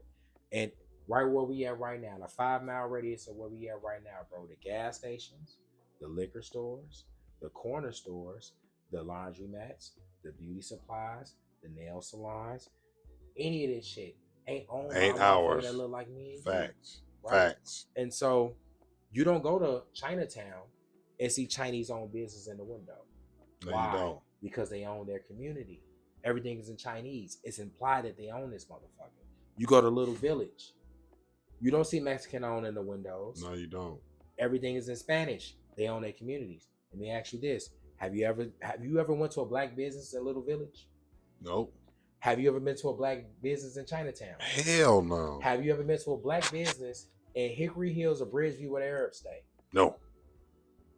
But you come to our community and you see all of those people in our community. Do they live in our community? No, they do not. We spend money with them every day, don't we? That's true. Have they ever done any back to school giveaways, customer appreciation days, any of that shit? Any Hell discount no. on products and services? Why? Because they don't have to. We settle for because we have no other choice but to spend with them, bro. Right. But see, when we go support a black business and they don't give us the customer service that we feel we're entitled to, the same amount of customer service that they give your ass at Baba's and J&J's and or at the less. gas station or less, you don't put them motherfuckers on blast. Right. But we put ourselves on blast, bro. That's true. Because that's a psychological condition to tear each other down. That's true. You get what I'm saying? And so this is why we can't grow as a community, because one, we don't understand how money works, because we allow others to come to our communities and they don't reinvest. Right? And what I mean by reinvest, they open up other businesses in our community, but they don't give back to our community. No, they don't. Because if they do, then we start to get our communities back. That's true. Right? And so you never see them patronize any black establishments. Hell no. Because they don't want to circulate money with us. So they come to our communities every day, 7 a.m. if they open up their shops and closing at 6 p.m. Or sometimes they don't leave. They just, somebody else comes in. That's true. But that money that we spend with them every day, by way of cash, by way of debit card, by way of link, which we do quite often, more than anything, by way of link, where does that money go? It doesn't get reinvested into our community. It goes out to Naperville. It goes out to Hickory Hills. It goes out to Barrington. It goes out to Winnetka. It goes out to Plainfield. It goes out to all these places. Or their countries. That they're building. Right. They send money back to the communities that they're initially living in. So their kids go to the best schools. Facts. They live in the best houses, in Facts. the best neighborhoods. They go on the best vacations. Why? Because they have time freedom, financial freedom, and location freedom off the backs of us. Because niggas know how to spend. Facts. So this is why everybody come to our neighborhood to open up a business. If you want to make some money, open it up in the hood. You can't tell me, and here's the thing. There's no reason that a black business should fail in our neighborhood where everybody else's business is thriving and successful. Exactly. The only reason our business fail because we don't support each other, and then also we tear each other down. Facts. Instead of giving each other grace. One wrong thing. Right. Instead of saying, hey, you know what? I didn't agree with the customer service. This is what I think you should do, da da da da da. And sometimes we do that, right? We try to give the business owner grace, but you may have a business owner who have a nasty attitude. You say, fuck you, whatever. That's my shit. And now I'm gonna put you on blast. Right. And now you're gonna get your shit closed. So I say all that to say, bro, we got black folks, we so fucked up psychologically, bro. That we have to first untangle that bullshit before we can even come together. That's true. And so, like, the powers that be, I'm not gonna blame no white man, because at this point, the white man ain't doing shit to us. It's already been done. So they on autopilot. It's on they hands off. This is why Trump is dissolving DEI. If black folks, like, I'm no Trump supporter by no means, bro, but I'm gonna figure out how to fuck what's going on and how can I capitalize off this situation. This whole DEI shit, people think like it's racism. No, it's not racism. The dissolving of DEI is making it starkly clear that racism is dead. It's about classism. They don't give a fuck if you white, black, purple, green, yellow. If you got money, you're over here. Facts. If you poor, black, white, purple, green, sorry for orange, your ass is over here. Poor white America found out about Trump.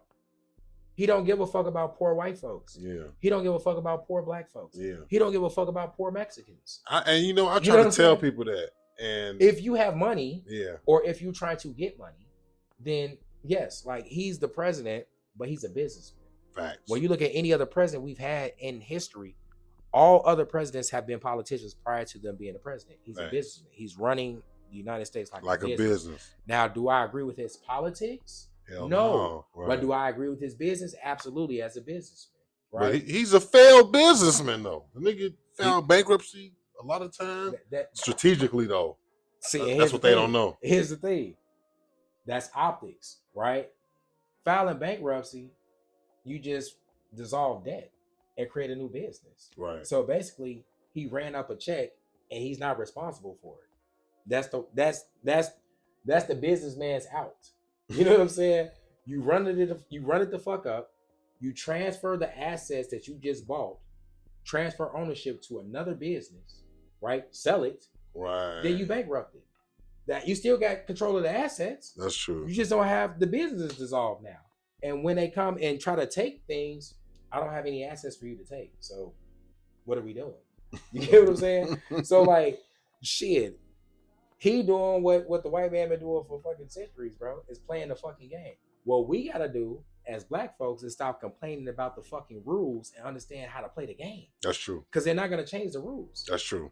You know what I'm saying? Trump said it to Hillary when they was doing a debate, right? When they were both talking about the tax lid. About taxes. He like, said, you're doing the same thing. You're not going to change the tax code because your buddies is fucking benefit from the same tax code that I'm benefiting from. I saw that. And when he said she got quiet. Now let me tell you something, bro. Now see, this lets you know if people are paying attention and listening. She got quiet. Or if they just going along with the bullshit. Now when that happened and she got quiet, you know what I did? What? I went and researched the tax code. Right? Now you know me. Prior to that, I'm traveling out the country every fucking month, bro. Yeah. First class flights, 4 or 5-star hotels, best excursions, best restaurants, all that shit. I'm not half-stepping shit. And I'm spending thousands of dollars doing this shit. Yeah. So once I understood and did my research on the tax code, this is why I created Wander with Willis. Right? And I may be giving up too much game, but I'm going to give it to you because I fuck with you. It's the Trent the Truth Show. And so once I understand the tax code, what I did was create a travel group, Wander with Willis. Prior to that, Ryan was just wandering around the world, spending thousands of fucking dollars on playing hopscotch like a motherfucker, right? And so once I understood the tax code, instead of me complaining about what the rich are doing, let me research what the fuck they're doing and see how the fuck can I benefit from this shit, right? That's what you should do instead of fucking complaining and crying about facts. You know what I'm saying? So I went and researched, and what I found out was, if I create a travel company, Wander with Willis, I could do the same type of traveling that I'm doing, right?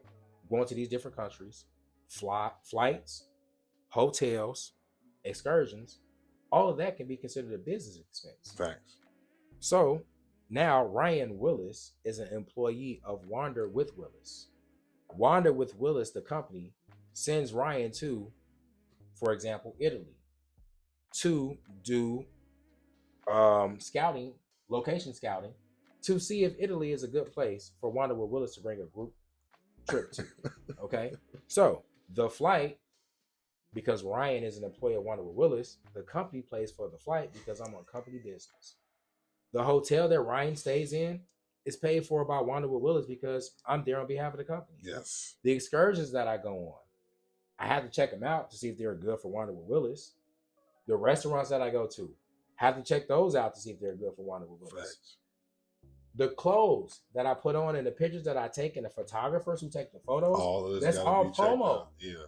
For advertisement for Wander with Willis, the travel company. So regardless of if Wander with Willis decides to come to Italy, we have to send a scout to do scouting locations to see what's going on. If we choose that location, great. If not, let's go to another location and find out if that's a better location. As long as I do one group trip a year, all that's a tax write-off. Facts. Is that an S Corp? C Corp. C Corp. Okay, well, you're an employee so a of C, your business. So let me say this too. Okay. C and S Corp is just a tax code. That's not how you're classified as far as establishing your business. So when it comes to establishing a business, you're either going to be a sole prop, an LLC, or a corporation. Okay. S Corp and C Corp is how you file as far as your taxes are concerned. Gotcha. Okay. So I want to just put that out there for you because I know people be throwing that term around. Right. You know what I'm saying? People throw that term around, but the difference between the S Corp and the C Corp is how you file your taxes. Okay. And that's a whole conversation for a whole another. We ain't got no time for that. That's the shit you pay for. You feel me? That's the shit you pay for. Absolutely. No, I get that. But you got free game to know that a C and an S Corp is a tax code. It's not how you file a business. You either a sole prop, LLC, corporation, or a non-for-profit. Those are the 4 categories that you can choose from with any Secretary of State in the state of in the United States. You know what I'm saying? And most importantly, is how you file on taxes. And most importantly, you learn how to make money off of just living your everyday life. Yep. Facts. That's what's important. I took some screenshots of some posts that you put on Facebook, and I want you to touch on those. 80% of success is staying away from the wrong people. Hell yeah.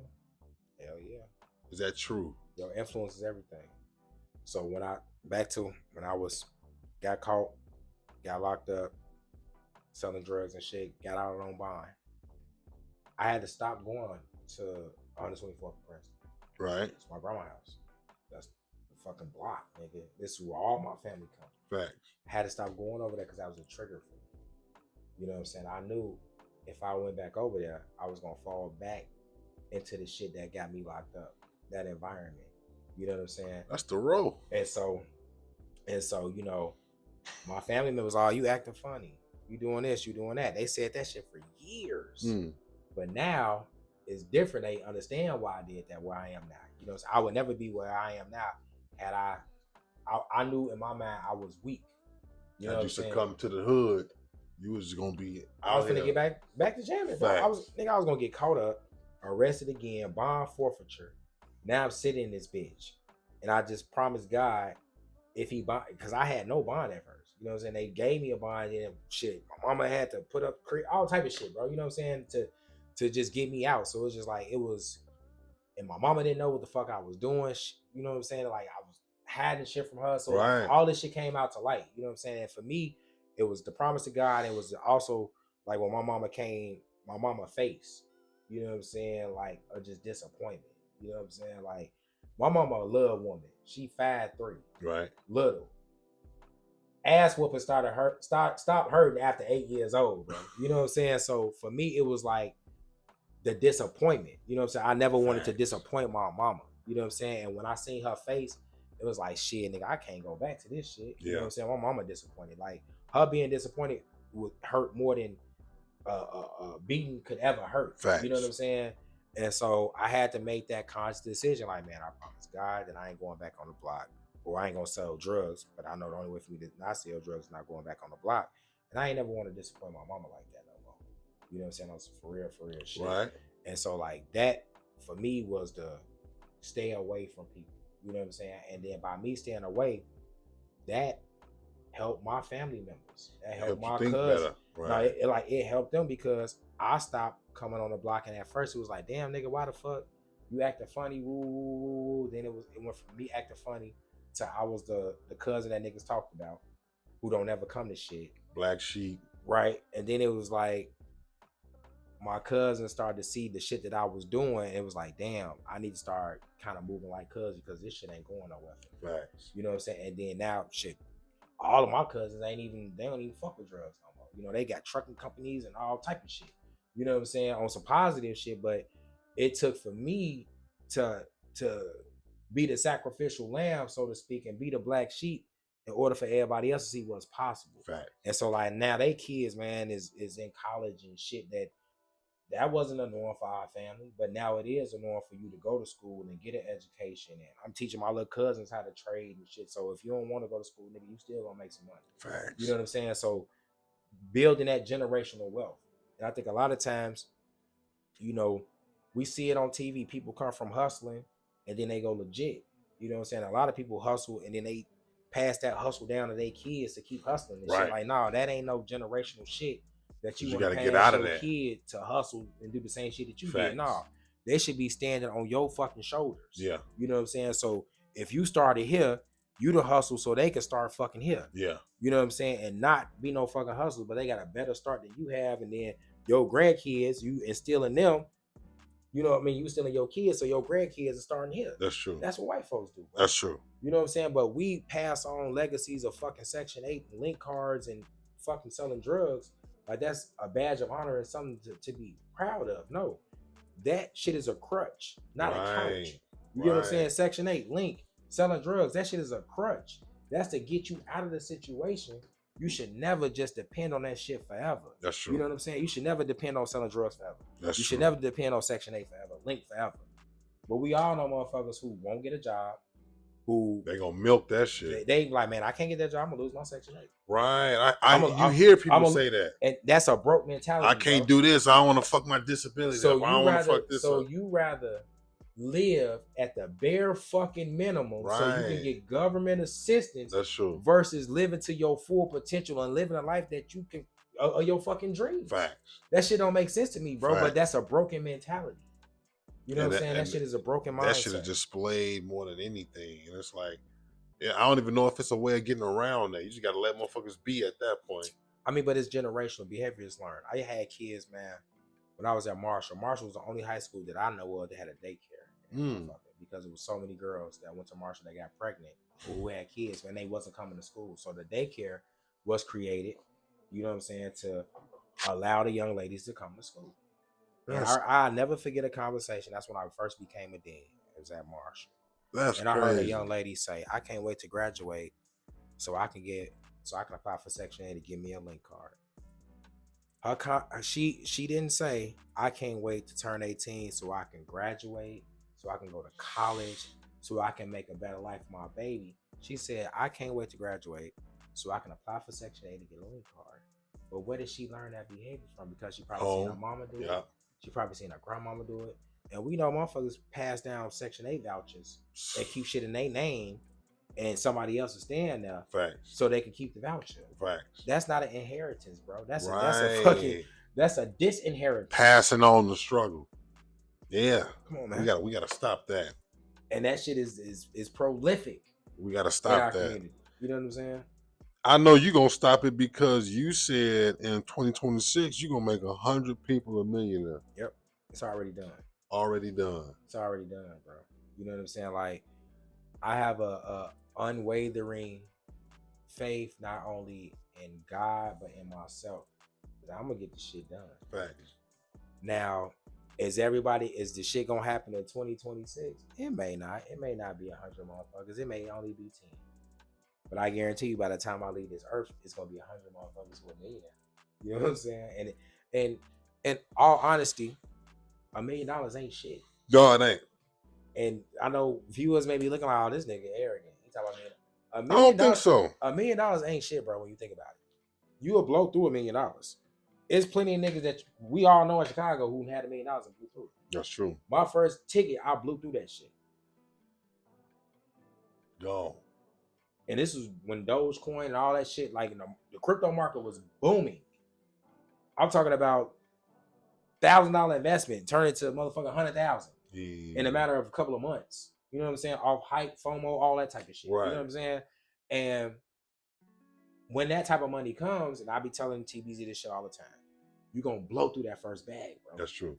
You gotta get the impulse out. That first bag, you gonna buy the watches, you gonna buy the car, you gonna go on a vacation, you gonna go shopping. Because you told yourself you figured out the formula. It ain't even that. It ain't even that you told yourself you figured out the formula, bro. It's the fact that you just ain't never really had shit. You gotta get back. And so when you get some money, you want everything that you ain't never had. That's true. You know what I'm saying? That's true. And I tell people, get that shit out. You gotta get that out your system. Get that shit out. Get the cars, get the house, get all that shit out. You know what I'm saying? And that's even if you go broke doing it, you still got the asset if you need to sell it. That's true. You know what I'm saying? But like with a skill set like trading, get that shit out because you can always make the money back. If you lose money in the market, you know where you lost your money at. It's in the market. Go back and get it. You know what I'm saying? Like go back and get that shit. So that first bag, you gonna blow through it because you ain't never really. If the most money you ever had was $10,000, or let's just say $1,000 in your bank account at one time, what the fuck you think you're gonna do when you get 10? We seen that shit with the PPP loans. That's niggas true. did with $10,000. Niggas thought they was kings. That's true. So don't touch $1 million. Facts. You gonna nigga, and your mentality ain't right. Facts. Your mental mind state ain't right. You gonna try to buy all type of shit to stunt to show motherfuckers you got money. Then you gonna try to take care of everybody, all the guys, the baby mamas, Facts. all that shit. And then by the time you do all that shit, nigga, you back down to like 50 bands. That's true. And now you scratching your head trying to figure out what the fuck I'm gonna do. You know what I'm saying? And so I say all that to say, get that shit out. Because when that second bag come, and it's gonna come depending on your tenacity, your patience, your discipline, and your consistency. Like if you did it once, you can do it again. That's true. But if you lost it, quote unquote, the first time, you can get it back. It ain't necessarily a loss, it's a lesson. What did I learn from the first run? The first run, I bought 6 cars, put them bitches on Toro. I bought my second Rolex. I bought my first Rolex when I made my first 100,000. You know what I'm saying? I bought my second Rolex when I touched $1 million. Right. You know what I'm saying? Second, when I touched $1 million, I said I want to travel the world every month. I did that. You know what I'm saying? Shit, I went to in the month of July, I went to 3 countries. You know what I'm saying? I went to 15 countries in 2021. You know what I'm saying? And so when you do all that shit, you get it out. And it was like, shit, I did that shit. And then nigga, shit got tight.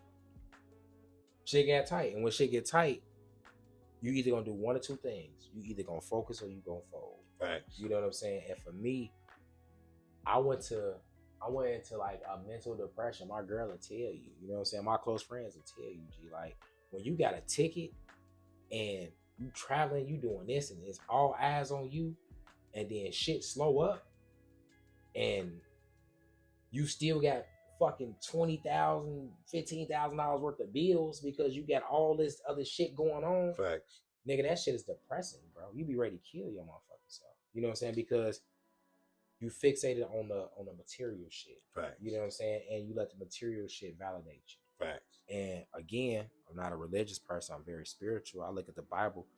Job. He lost everything. God will strip you of everything to put your focus back on him. Yeah. And it was like with me, when I had that, when I was up, my focus kind of drifted from God. Yeah. You know what I'm saying? It focused on the material and on what I got, and look at me and this and that. You know what I'm saying? And God took all that shit away. I have to show you something. Stripped everything. Turo business failed. Trading started slowing up. Motherfucking TBZ members start leaving. All type of shit. You know what I'm saying? And God will strip you down until all you got is him. Yeah. You know what I'm saying? Until your focus is him. And then once I got my focus back on God and not necessarily the material shit, the material thing is going to materialize because that's a part of God. Exactly. You know what I'm saying? Like, God is the source and everything else is a resource. Exactly. You know what I'm saying? You can't have the resources without the source. So if you stay focused on the source, the resources are going to come. They're going to come. So like now, I don't worry about money.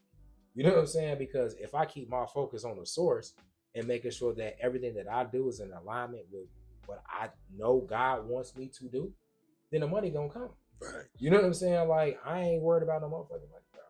You know what I'm saying? As long as I'm doing God's work and making sure that I'm pouring into people and I'm being very intentional on helping them get financial freedom, time freedom, location freedom, being able to spend time with their kids and not feel like they life don't mean shit, bro. You know what I'm saying? Because so many of us feel like, what the fuck are we here for? That's true. You here to live life abundantly. That's true. Right? And to your fullest potential. That's true. But if you ain't got nobody pouring into you, somebody believing you when you don't believe in yourself, then you never gonna reach that. And I feel like that's my purpose, to breathe life into people when they don't believe in themselves. To be the example when motherfuckers want to give up shit. I want to give up too, nigga. I've been there. You know what I'm saying? Like, I've been there too. But that's what you gotta do. You gotta keep going. You gotta keep going, bro. That's it's easy to give up, nigga. Man, that's some of the easiest shit to do. Shit, quitting is the easiest shit you can do. You can never say you failed if you never quit. That's true. I never failed at anything because I never quit anything I ever tried to do, bro. I'm gonna keep fucking trying until I get it. And if I keep trying and I don't get it, well, when I die, you can never say I failed. Right. Because I was still in the process of trying to get this shit done. Right. You know what I'm saying? So I never failed at anything. Like, you know what I'm saying? Like 50 Cent say, goddamn it, we either get rich or die trying. Yeah, shit, definitely not trying. That's what it's about. Shit, we've been living broke for so long. Why not die trying to get rich? That's it. Shit. Fuck, you know what feeling broke feel like? Shit, I didn't know what being rich feel like. What is, outside of continuously trading, continuously traveling, what else is on the agenda for 2026? Continuously build a community. Okay. Continuously building the people up. Continuously building the youth. Continuously impacting infrastructures that have traditionally not been a place where we've been seen. You know, like, I can't say black folks don't go to the opera because there are black folks who go to the opera. I'm just not in their circle, right? And my publicist helped me to understand that. She was like, you know, you can't say black folks don't go to the opera because I go to the opera, and just because you don't go to the opera don't mean black folks don't. Don't mean black folks don't. Fact. You know what I'm saying? So I'm trying to be very intentional on being in places where we're not known to frequent often. Right. You know what I'm saying? So I'm even trying to be strategic with the words that I say, because I don't know how any of this will come back to haunt me 15, 20 years from now. That's true. Hey, Ryan, you was on a Trent the Truth show, nigga. You said this. You know what I'm saying? So I'm just trying to be very, very intentional on right thought, right action, right words, just right everything, right That's judgment. True. Like I just want to. I know I can't be right in everything, but I just know I want to have positive. What's the word I'm looking for? I want to be positive in everything I do. Yeah. You know what I'm saying? Like I feel like whatever you put out, you get back. Facts. If you out here on bullshit, you're gonna get bullshit back. Facts. If I'm out here being positive and trying to give and give and give, I can't get nothing but that. You're gonna get that back. You know what I'm saying? If I'm out here hoarding information and gatekeeping, and it's enough for us. It's enough for everybody. You know what I'm saying? Like what I get ain't gonna stop you from getting. Exactly. And what you getting ain't gonna stop me from, like, it's not. Facts. You know what I'm saying? Like I just did an interview with Quentin Love, the owner of Soul Food Lounge. Okay. For Chicago News Weekly and shit. You know, I'm doing an article on him.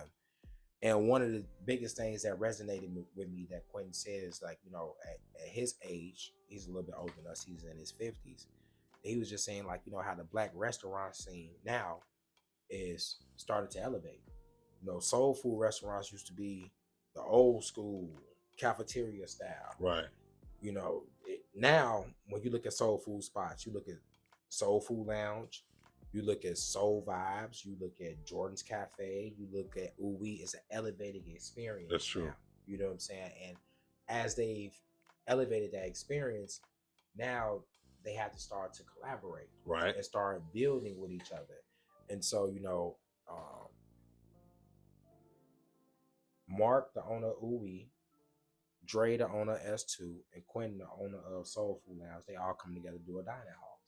You know what I'm saying? So this is a you hear it first type of situation. I ain't even put this in my article yet, so I don't know. Hopefully my article come out before your fucking podcast come out. You know what I'm saying? But, you know, they doing a dining hall that's going to be coming out in 2027. Okay. So I think there's a consciousness in Chicago that is starting to wake up. We are being intentional. Black folks coming together and starting to see that we don't have to be in fucking competition. We can be in collaboration. Facts. You know what I'm saying? And that's what people don't understand. You know, once the business community starts to exude those attributes that we can come together, I'm hoping that the music industry in Chicago comes together. But we know it's a lot of bullshit that comes with that, with the drill culture that we have to address. As far as, you know, what our young people are putting into their eye gates, into their ear gates, right? What you hear and what you see is what you become. That's true. If all you hearing is go kill this nigga, go shoot this motherfucker, and all you seeing is in YouTube is people brandishing guns and imagery of potentially going to kill somebody, that becomes your reality. Facts. You know, so we have to change that narrative where we, you know, we celebrating deaf culture. We're dancing in the club to music that's talking about killing people. We are putting long live this person and that person and cutouts and all this other shit that's making deaf culture acceptable. Right. It's not. No other culture of people are celebrating death like black folks do. The way we do. It's a martyr system. It's a badge of honor at this point that a person dies and they died and they didn't even live up to their full potential. Right. Over some bullshit. You know what I'm saying? Yeah. And so it's up to us as a community, as now we the elders, bro. That's true. You know what I'm saying? Like, we the new ancestors. That's true. So the things that we do and the things that we say is going to affect the youth and how they move and how they perceive things. And so, you know, at this stage of my life, I've always tried to do things my way. Mm-hmm. But it's like now I understand that I have to do things. It's not what you do, it's how you do it. That's true. You know, and there's a certain behavior that I have to model at this point in my life. I can't be the same person I was 20 years ago, because if I'm still the same person I was 20 years ago, that's a problem. Then you didn't change. Yeah. And you ain't changed. You ain't evolved. No growth, no nothing. And so, like, even with Trade Bangers, you know, we're making a transition. Trade Bangers is a trading group. And when I made Trade Bangers, just like the name, Gang Bangers, I wanted to convert people who were in the streets, gang banger hood mentality, into traders. And I've done that. But like any organization, like any person, anything that is organically living, you transition. Right. And now we're transitioning from Trade Bangers, the trading group, to TBZ Collective, Right. which is a financial social group. So the way I liken this shit is like Trade Bankers is GD Gangster Disciples. TBZ Collective is growth and development. Right. You get what I'm saying? So like, as you start to matriculate and move up in quote unquote society, right, just the way how you think and how you move, you can't move the same way no more. That's true. You know what I'm saying? Like the name Trade Bankers is not going to attract business professionals because that shit sound hood. That's true. Just keeping it 100, and it attracts hood people. So in order for me to attract this type of clientele and the people that I want to deal with at this stage in my life, at that stage, this is the people I want to deal with. Not no shade, I'm still gonna deal with those people, but now that I'm operating this TBZ Collective, it's gonna force the people who are here to rise to the occasion. Facts. Versus me trying to conform to where they are. No, Facts. I'm gonna make you rise to the occasion yourself. because this is who we are. So we gonna elevate yourself. We ain't going backwards. Right. We going forward. Facts. You know what I'm saying? And who's to say TBZ Collective may transform and transcend into some other shit 5 years from now? That's true. You know what I'm saying? Trade Bankers started in 2020. Here we are, 2026. Trade Bankers is still alive, but now it's phasing and growing into something else. Just like how we talk about in science, caterpillars transform into butterflies. Right. Right. So we were caterpillars as Trade Bankers going through this cocoon process to manifest into butterflies so we can fly. You get what I'm saying? Facts. And so that's just where I'm at with it, bro. That's where it's supposed to be. That's the mentality you're supposed to have. And I feel like all of that shit is pertinent. It's all a supplement to being able to grow financially, physically, mentally, all of that shit. What's on the way out the door? If there was one thing we could do, we being not even just, like you said, not even just African Americans, blacks, us as the human race, people, if it was one thing, and I know it's a lot, but if it was just one that you knew about that we could do to advance ourselves, what would it be? 2 things. Okay. 3. First, educate yourself financially. Financial literacy is key, especially in today's day. We are in the biggest transference of wealth that our generation is going to see, especially with AI, with digital currency, with cryptocurrency, with blockchain technology, all of this shit, right? The world is moving very fast, and people who understand that industry are capitalizing off of it and creating generational wealth now. That's number 1, financial literacy. The second and third thing I would say is having compassion for others, right? And grace. I think so many times we point fingers at people who may not move as fast as we move or understand things as quickly as we understand it, and we judge. We are quick to judge, especially our people, right? Quick. Our people. I think black people are so quick to come to judgment when it comes to how we treat each other. That's true. Oh, well, this motherfucker's slow. I don't want to fuck with him.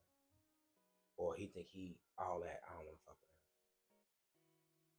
We all are at different places in our lives. That's true. Right? And we get to those places at different times. And I think that a lot of times we forget that I was that person. And I think a lot of times we want to be that person. You know what I'm saying? And we envy them because it hasn't happened for us yet. Right. So it goes back again, compassion, right? Understanding that people are people and we all just trying to fucking figure this shit out. Nobody has a manual on how this shit goes. Facts. And then grace being that people gonna fuck up. We all players fuck up. Players fuck up too. Players fuck up too. Facts. You know, so having grace and understanding that people gonna make mistakes, allowing them an opportunity to correct their mistakes if they want to correct them, right? Because a lot of times we have that vengeful spirit or spiteful spirit where, oh, you wrong me, I don't want to come back to the table, I don't want to talk to you, right? But sometimes people understand where they fucked up at. Yeah. and just allow them that grace to heal the harm that's been done. Yeah. And I think a lot of times in our community, especially with these shorties, people be like, man, it's hard to say put down the guns and somebody killed your homie. Well, if we just keep killing each other because we been in our emotions, there ain't gonna be nobody left. Nobody. At some point, somebody gotta say, you know what, your homie killed my homie, and I can quite rightfully kill you. But what is that gonna do? Me killing you is just gonna make somebody on your side want to kill somebody on my side, and this shit gonna keep going. At some point, we gotta understand that it's grace that's gonna get us through all this shit. Right. You know what I'm saying? Like, somebody may have wronged you, but at the end of the day, if you still alive, you got through still it. Breathing, God still got a plan for you. Yeah. You know what I'm saying? And that goes into faith and believing not only in God, but believing in yourself. So I think that's lost because shit, young folks don't even go to church. They ain't no spiritual grounding. That's why they don't feel no spirituality. So like if you not aware of who God is and the power of God, and you don't fear nothing, that's why they out here killing people. Facts. They feel like there's no repercussions for their actions. Of course, Facts. not gonna prosecute you. Your parents is not gonna turn you in. Facts. You know what I'm saying? So the shit that I'm doing is okay. Facts. And if I'm not aware of the power of God, and again, it ain't got nothing to do with religion. It got everything to do with spirit. Because if you believe that you just out here moving around and doing shit on your own without some type of divine intervention, you crazy. Crazy as bat shit. You crazy, bro. Like crazy as bat shit. So I would say grace, compassion, and just financial literacy. That's what's up, though, man. Nigga, you came through here. You told us about even though, or even if you have a background, you can still get your way out. You told us about silver. You told us about how to make money or just how to live in your everyday life. Mm-hmm. You taught us about how to have multiple streams of income. Financial literacy being the key. You showed us how you give back with the grocery giveaways. We know you own 10 associates boards. Making your money. Trying to get to the big boards. My money ain't long enough yet. You are exercising your mental health through your traveling. You seeing the world. Like you multitasking. You understand cultural differences. You understand the importance of it. You understand the importance of having a financial plan. You know about being around the right people, because that's what's gonna get you where you at. You got people on the train with you. You gonna make them millionaires. You understand what the youth need to do. You understand what the people need to do. Did I miss anything? Nah, bro. How can we find you? How can we, if when they watch this and they say, look, I want to start learning how to trade, where can they find me? First off, you can find me on Facebook. Ryan B. Willis is 1,000 Ryan Willis. So I have to put Ryan B. Willis. Right. You know what I'm saying? It's a whole. My mama gave me a white boy name. You know what I'm saying? So it's a whole bunch of white boys. I am not him. Ryan B. Willis on Facebook. Wander with Willis, WANDER with Willis, WILLIS on Instagram. You can find me there on Instagram. LinkedIn, Ryan B. Willis. You can find me there. My website is wanderwithwillis.com if you guys are interested in taking my trading course. Actually, it's transitioning from a trading course into an actual membership. So let me just say that too. Go ahead. Trade Bangers used to be $1,000 to take the trading course, which was the prerequisite to join Trade Bangers. So that transitioning is now happening from Trade Bangers to TBZ Collective. So instead of you paying $1,000 for the trading course as a prerequisite, now it's paying $1,000 for the initial membership fee. Okay. So an initiation fee, which is a one-time fee of $1,000, and then you have access to the trading course. And then after that, you start to pay $50 a month. I also have, prior to this transition from Trade Bangers to TBZ Collective, I had the stock room and the crypto vault are subscription services that sit outside of trading one-on-one and Trade Bangers. So these are additional subscriptions that people in Trade Bangers will have to pay for. So Stockroom is a subscription service where I tell people what stocks to buy, why to buy that stock, how the dollar cost average into it, and when you should sell that stock.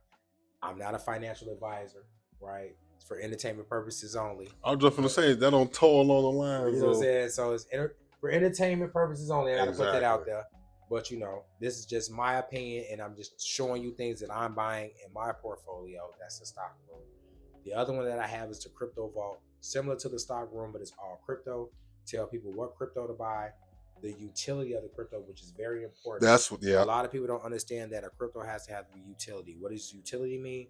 What is the purpose of this coin? What is it being used for? What is it going to be used for? If this coin is only being fucking talked about because people talk about it on TikTok or Instagram or Facebook, that's called a shit coin. It's called a meme coin. Right. But if it has a utility, meaning that, hey, this coin is the green coin, and green coin is going to be used to pay light bills all across the nation. So if you got this coin, you can either pay your light bill in green coin or USD. You know what I'm saying? So when it has a utility, that's when you want to buy it, because the more people who use it for that utility, the value of the coin goes up.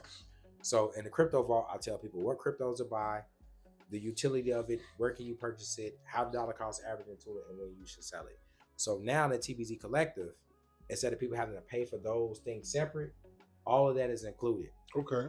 In the $50 membership. Okay. So they get access to the TBZ Collective, they get access to the stock room and crypto vault, and within the TBZ Collective, they get discounts on products and services in regards to tax preparation, family trust creation, whether that's irrevocable or revocable trust. Okay. Credit repair, business credit, business structuring. So Trade Bangers used to be a trading social group. TBZ Collective is a financial social group. So we have life insurance, real estate, everything is all in this one collective now. Okay. So you get access. So trading is always going to be the foundation, but the collective is all about getting access to these other products and services that we doing that will help you build your financial wheelhouse. Yep. That's what's up, man. So that's what we going in 2026. That's growth and development. Yes, growth and development, nigga. Sir. Get rich or die trying. Man, listen. Man, bro. Thank you. I appreciate you, bro. This is fun, man. Hell yeah. All right. Thanks again for tuning in to the Trent the Truth Show. Please make sure you like and subscribe to our podcast and YouTube channel. Follow us on social media, Trent the Truth. And if you have any questions, comments, concerns, or if you want to be a guest, email me at TrentTheTruthShow@gmail.com. Again, that's TrentTheTruthShow@gmail.com. Thanks again. Tell your friends. Watch it together.